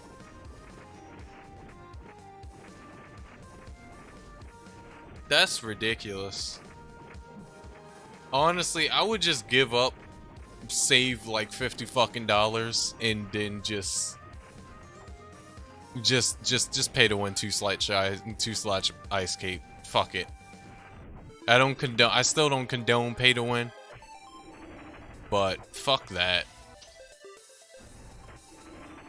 10 to 15,000 uncommon rares? Or uncommons? No. Hell no. Hell fucking no.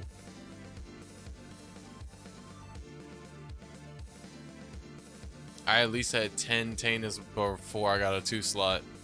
Well, for me, I got way more than 10 Tana Barrettes slotted, and I didn't get a 2-slot my first time grinding. For, I believe, the 4 hours that I grinded, so... I sold a good amount.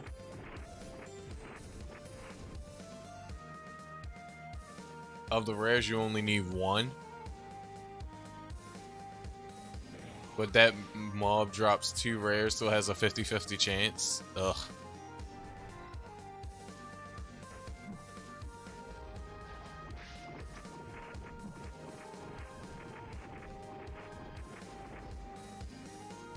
And Johnson, how many PTAs did it actually take you to get your 2-slotted Tainted Barrette? Was it literally your first one that you just said, fuck it, I'm gonna go do it, and then bam, you got it? Or did it take you a few PTAs?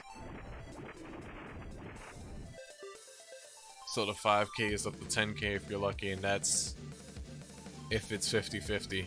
Oh, yeah, you just need to go pay to win for good family. That's terrible. That's just so much work just to try to go for this micro 0.00001% chance of getting a 2-slot from production. Fuck that, just go pay to win for it. Just go pay to win for it. You need 10k rares? You could go over 10k rare. Ooh.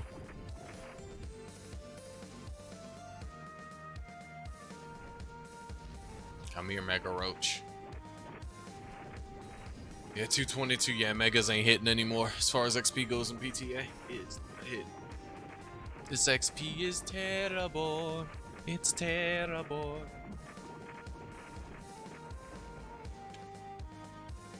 Only drunk half of my Colt 45. And probably just save the other half for tomorrow. Or another time.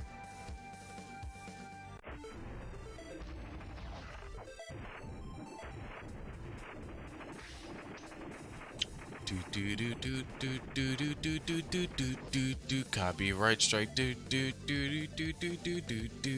Copyright strike.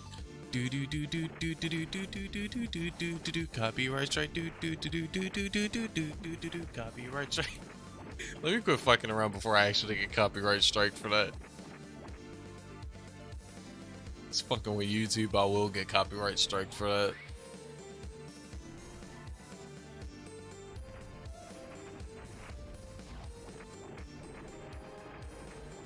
I know I can't get lucky again. I feel more motivated to do more PTA.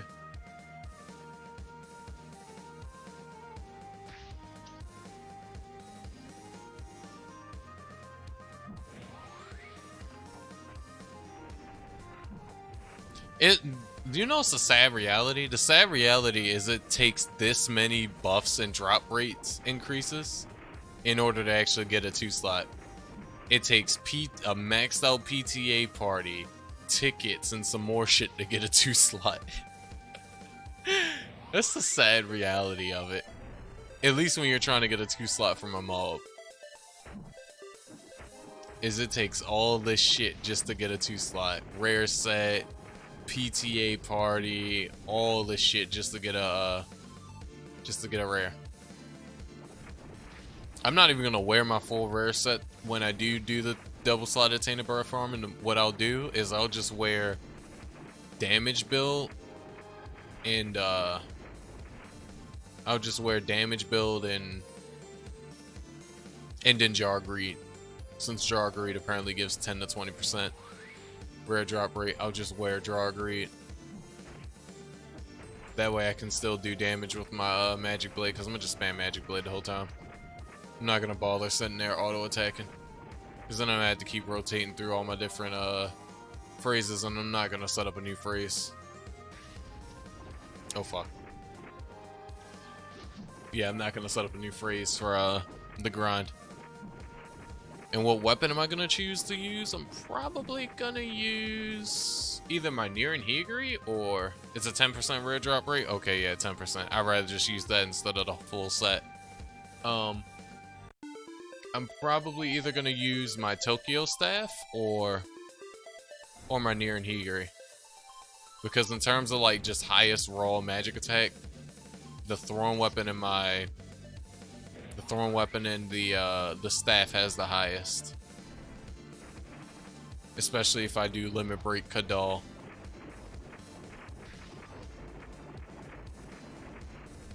They have the highest. Actually, I will have to set up a phrase because I'm gonna have to keep popping spell boosts. Fuck me. I will have to set up a phrase for it.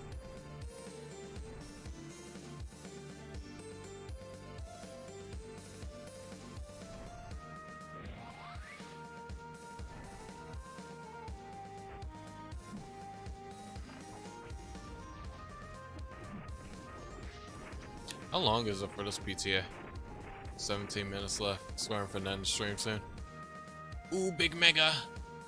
Big mega roach. But yeah, that's what I'll do.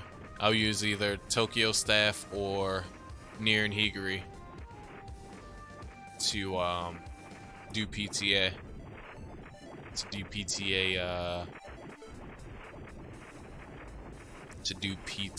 I'm so glad Mega Roaches can't shell break, by the way. But to do PTA Tainted Barrette farming tomorrow. I'll do either one of those weapons. I'll do either one. That will mind me though if my Tainted would dunk. And then my 4-year Devils with the Gear Jarma. More than enough magic attack to bump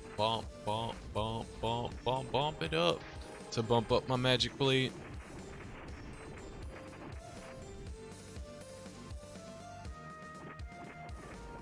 My magic blade should do around like 150 magic as far as the magic portion goes, not counting the melee. If I use my throw, it'll do high melee too.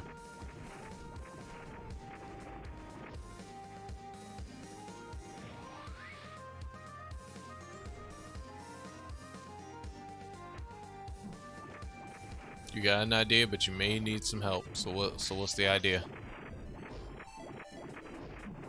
Damn, I just spawned a PTA Mega Roach, and now I got another one breathing down my neck. What up, fat boy? Of course I attacked the tiny one when I obviously wanted to attack the bigger one. Fuck me, game. Just fuck me. You know which mega I wanted to fucking attack. You did that shit on purpose. You knew I wanted to attack big meaty boy.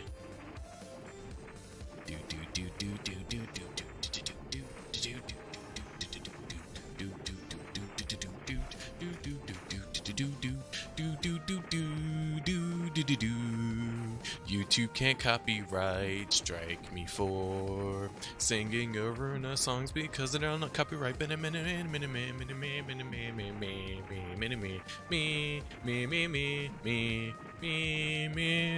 Oh no.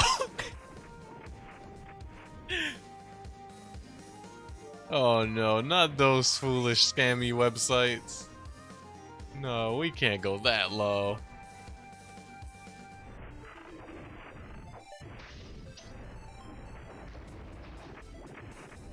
majority of them don't work.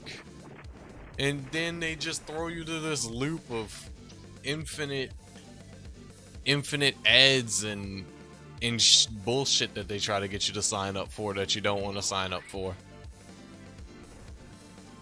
There's no free way around going for pay to win, Phantom. You have to go pay to win. There's no free way. Trust me, we've all been down that road. There's no free way of doing it.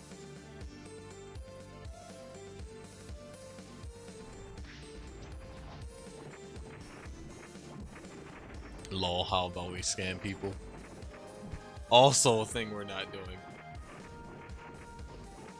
The only thing is just you getting you some money. Saving up some money, and then when the 2-slot event comes back, then you just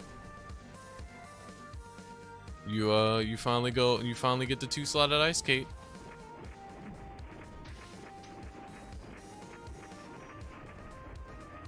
Are you a robot? Oh god, yeah, that shit was, man. Cause yeah, that's realistically the only way you're gonna get it. It's the only way you're gonna get 2-slotted ice cape. Gotta blow money for it. Somebody has to blow money for you to get it. Somebody.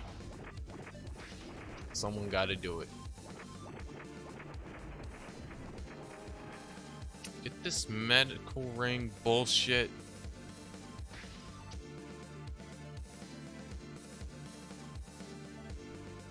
I mean, he could do that, but it just takes so fucking long because of all the map requirements. He can, but it just takes too long. Ice Cape is a pain in the ass to build.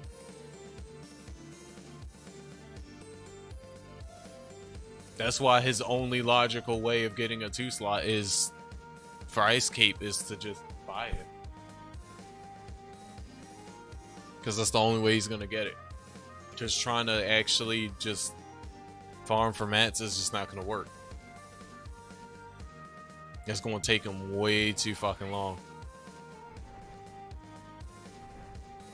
By the time he finally gets it through fucking production, fucking Ice Spirit to pay up will be in the game.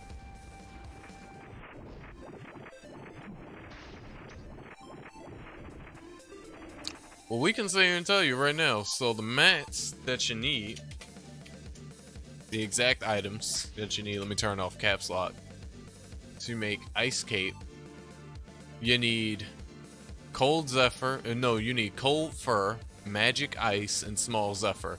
Small Zephyr is the easiest thing to get, because it comes from a mob, even though that's probably a rare drop. You need Cold Fur, also comes from a mob, and then you need Magic Ice. To make Magic Ice, you need 5 ice crystals and 1 pure mana. You need to make 1 pure mana, you need 3 magic somas, 3 magic steel stones. Then to make 5 ice crystals, you gotta go farm mobs. So you basically need like 7 or 8 items just to make the ice cape. This is all just to make 1 ice cape. Oh yeah, but the pure manas, let's go to the pure manas. The pure manas, you need Magic Soma, which is another production item all on its own. And then you need Magic Steel Stone. You need Jewel Steel, a Magic Crystal, and a Cloudy Magic Stone times 5. The Cloud Stone you can farm from a mob. Magic Crystal is a whole nother production item. And then Jewel Steel. We all know lovely, lovely Jewel Steel. So, all of that you have to go farm, and all of that different productions for all these different items you have to go do, you sit down and you take all that time to produce all those different materials, then finally be able to produce 1 ice cape, to then make that 1 ice cape, and it either comes out as a no slot or as a slot. It's not fucking worth sitting there doing. It's not sitting there not worth sitting all that time farming all those mats. It's not worth sitting there wasting all that time creating all those individual items, and it's damn sure not worth crafting that shit to just get a no slot or slot it.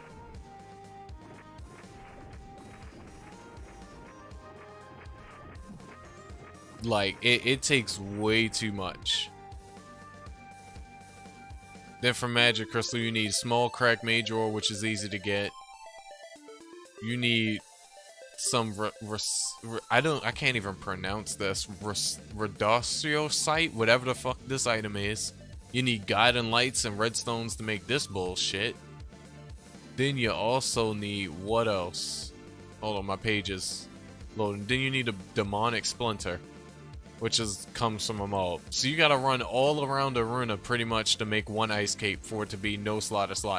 Yeah, that's terrible. For how good the ice cape is, it has a terrible production requirement.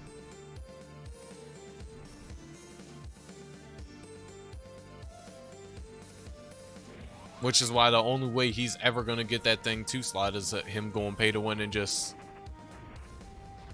going pay to win and craft and buying the 2-slotted thing to make it 2-slot. Like what other people do for other items, because it just, ice cape requires way too much for you to craft it. Very good water additional, very good, but it just requires way too much. And unfortunately, out of all the water additionals in the game, I believe ice cape is the only one with water magic and a proc rate to it.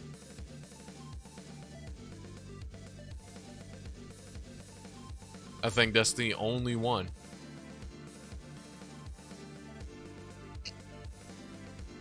And if it's not the only one, then Ice Cape is the only good one. I mean, there is Ice Spirit to pay, but Ice Spirit to pay requires you to add...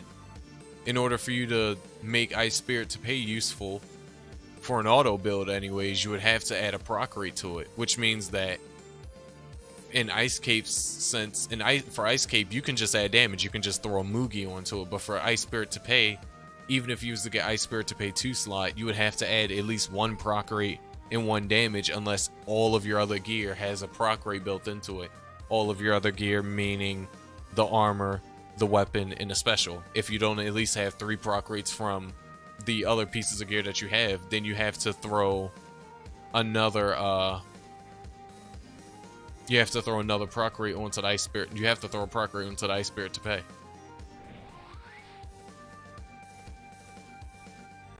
Yeah, no one makes it, Johnson. No one. No one makes it because no one uses water. He's in the same predicament as I was with me trying to farm daily rate Flame L to try to get the flame additional, because I truly felt like that if I was to get that, it would probably be stronger than my Taina Barrette slotted.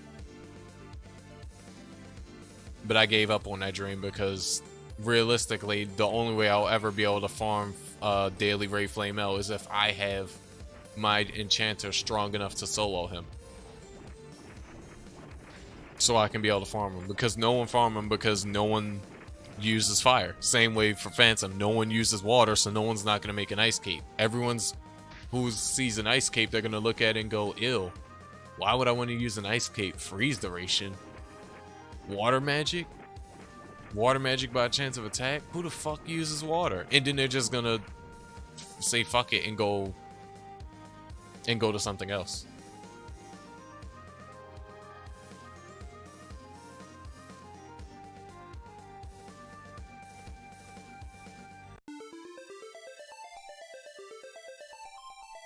But yeah, that thing is a pain in that shit is a pain in the ass to make. It is a pain in the ass. Very good water additional, pain in the ass to make. You're lucky if you get it slot. The only way you're ever gonna get a 2-slot is, like I said before, you go pay to win. That's the only way. Because you're not getting a 2-slot no other way.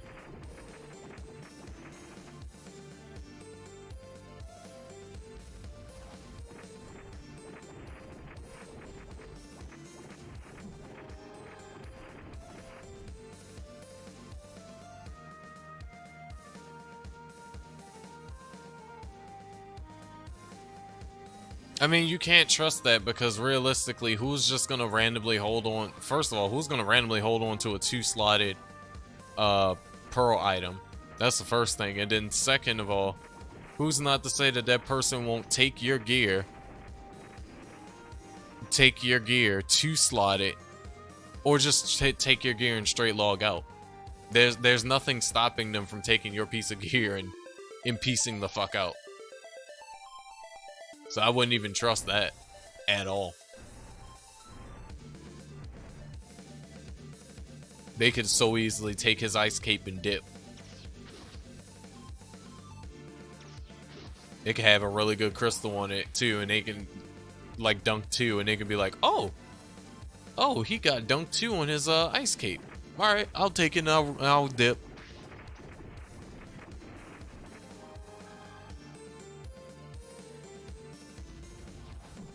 I mean, it's just untrustworthy. At least for me, no matter how you look at it. It's just untrustworthy. You can't trust people.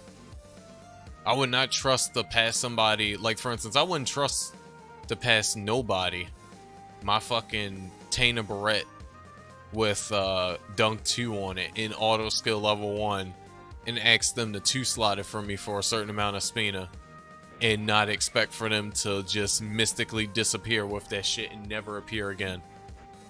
Or just log into a different server and just run off somewhere to an area where I can't find them. I wouldn't trust it, me personally.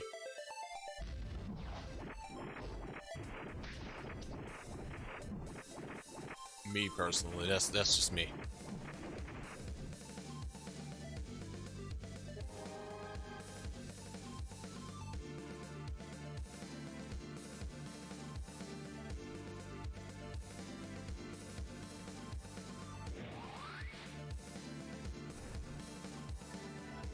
The only person that you can theoretically trust is like an influencer or content creator like myself. Somebody who has an online presence that if they don't want their online presence to be ruined, risk to be ruined, they're like the only people you could trust. Because like I said before, if they don't want their online image to be ruined just because they want to scam somebody for an item, then they're the only ones you can trust. But even then, you still can't trust them. Because just because they're a content creator doesn't mean that they're a fucking conniving scumbag thief. Just because they have an online presence, that doesn't mean that they're a thief. And hell, they're only it's only just for that game. So they can scam you in this game, but then they can be the nicest guy on any other game that they play. It's just that in that particular game, they're just branded as a conniving scumbag thief who stole your item. So then, even a content creator, now that I think about it, can't even be trusted. It's just at the end of the day, no one can be trusted. No one.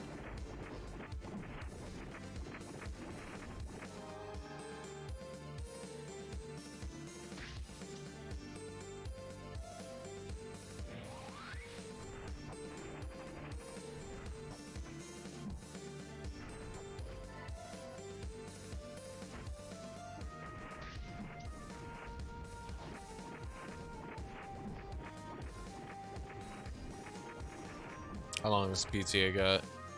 Ooh, 46 seconds. We're definitely gonna end the stream once this PTA ends. Definitely gonna end the stream once this PTA ends. Give myself a wee little break.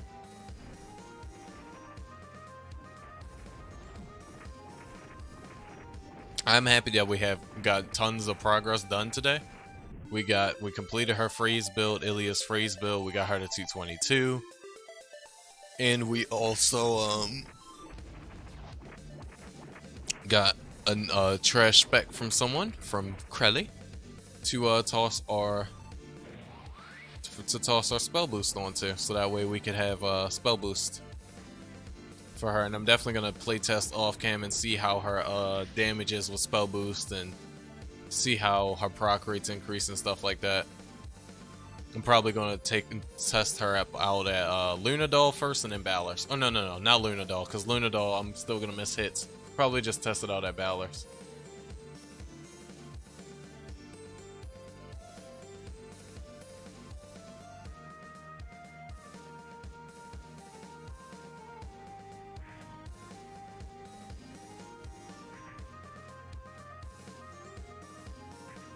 Oh hey, look at Safi.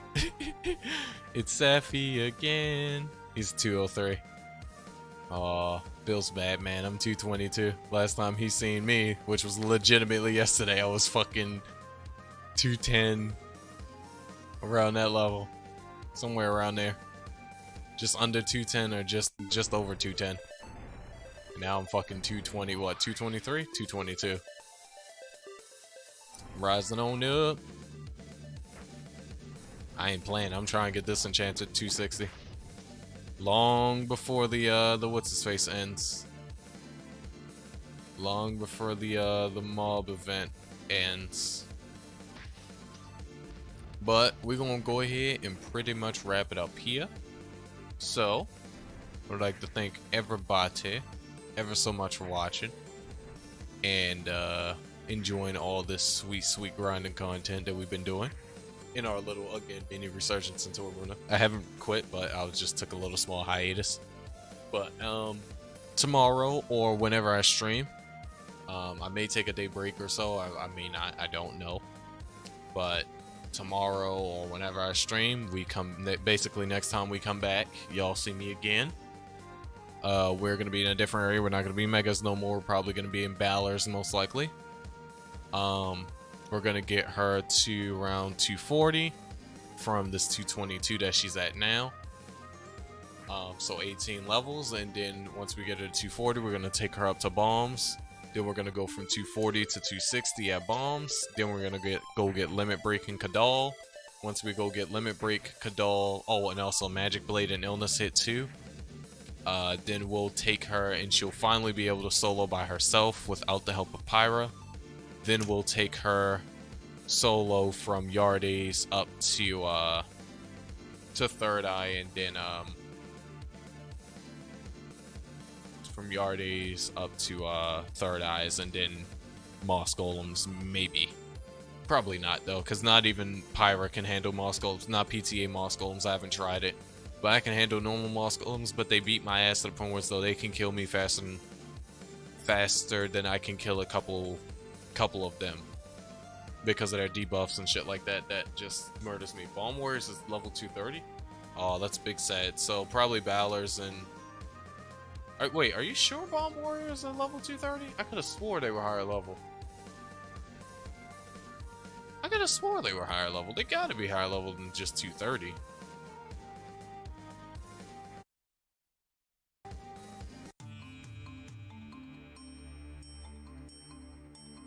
You absolutely sure that they're fucking 230? Hold on. I could have swore their asses was fucking... Fuck, that's Ultiga. Satirica. I can't hold it. Of course I can't hold any more items.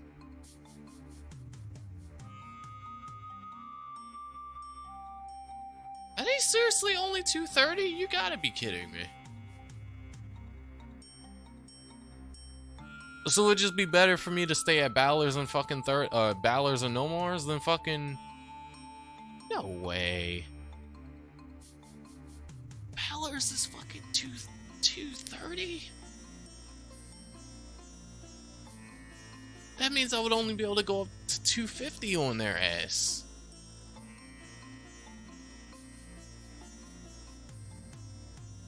Before the XP start getting terrible. No, but Balor's is only 230. What the fuck? I can't believe that. What? Yo, I don't remember Balor's being 230. Balor's is 230. I mean Balor's. Bomb War. I just realized I kept saying Balor's. Bomb Warriors is 230. Bomb Warriors is 230.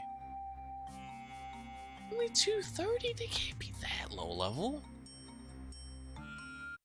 They're much higher up in terms of areas than fucking Balors and Nomars. And they have more HP, so how? No. No, Balors can't be 230. They can't. Wasn't I here a while back? No, they're 250. Motherfucker. You motherfucker. Motherfucker. You tried to goddamn bamboozle me. I knew goddamn well they wasn't fucking 230. I was like, no, they can't be 230. Bomb Warriors? No. Bomb Warriors? Hell no. Heavens no. Almost made me have a fucking heart attack. I was like, no. Now that you're... So they just magically increased 20 levels now that I went? Like, heavens no. Are you sure you didn't click the fucking common? I think the common is 230.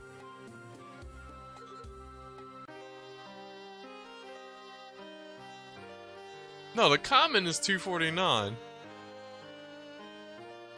These annoying little fucks. I hate these assholes. I hate that they even still sit at the door in 2020 and beat whatever low levels that comes through the fucking door. That shit used to get on my damn nerves.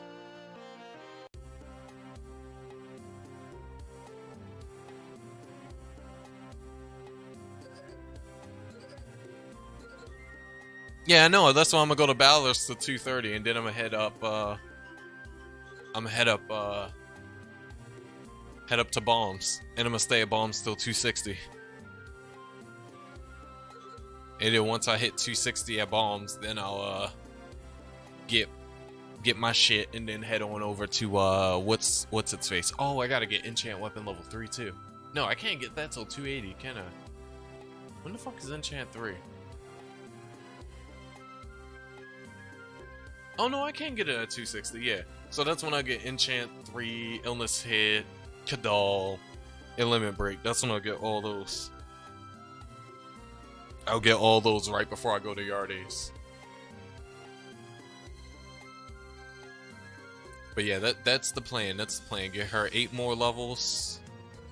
Get her in roughly 8 to 10 more levels at Balors. And then come up here to Bomb Warriors, then go to Yardes after I get all my shit, and then solo level her finally from 260 above. And have all my fun. But now we're gonna fully end the stream. So again, like to thank everybody ever so much for watching. Thank you, Crelly, for passing me the trash spec so that I can toss my spell boost onto the trash spec for my alt Enchanter. Next time y'all see her, she should hopefully be higher level if I decided to level her off cam, but if not, we're gonna level up on stream, of course, anyways, and keep it all pushing. Phantom, you said, oh wait. Try to get an Immortal Pally? But I don't want an Immortal Pally. It's just gonna be me. It's just gonna be me and Pyra and then no one else. Because PTA XP, it means a lot to me.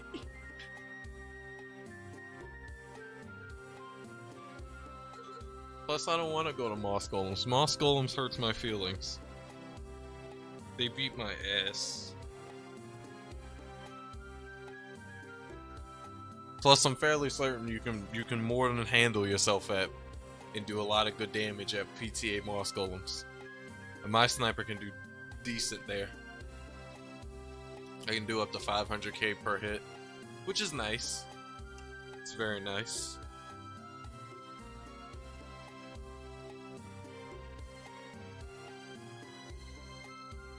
You got you a new bow?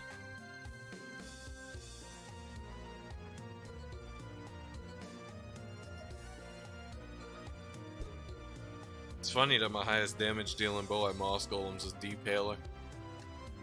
Only because it's 2 slot and it got 2 IDSs on it.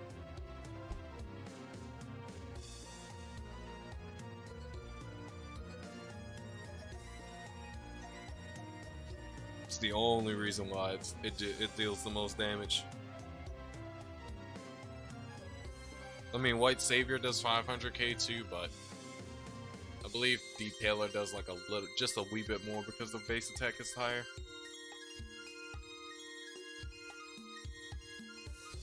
You should try to farm Adamante arrows. I use Thimble Wimple.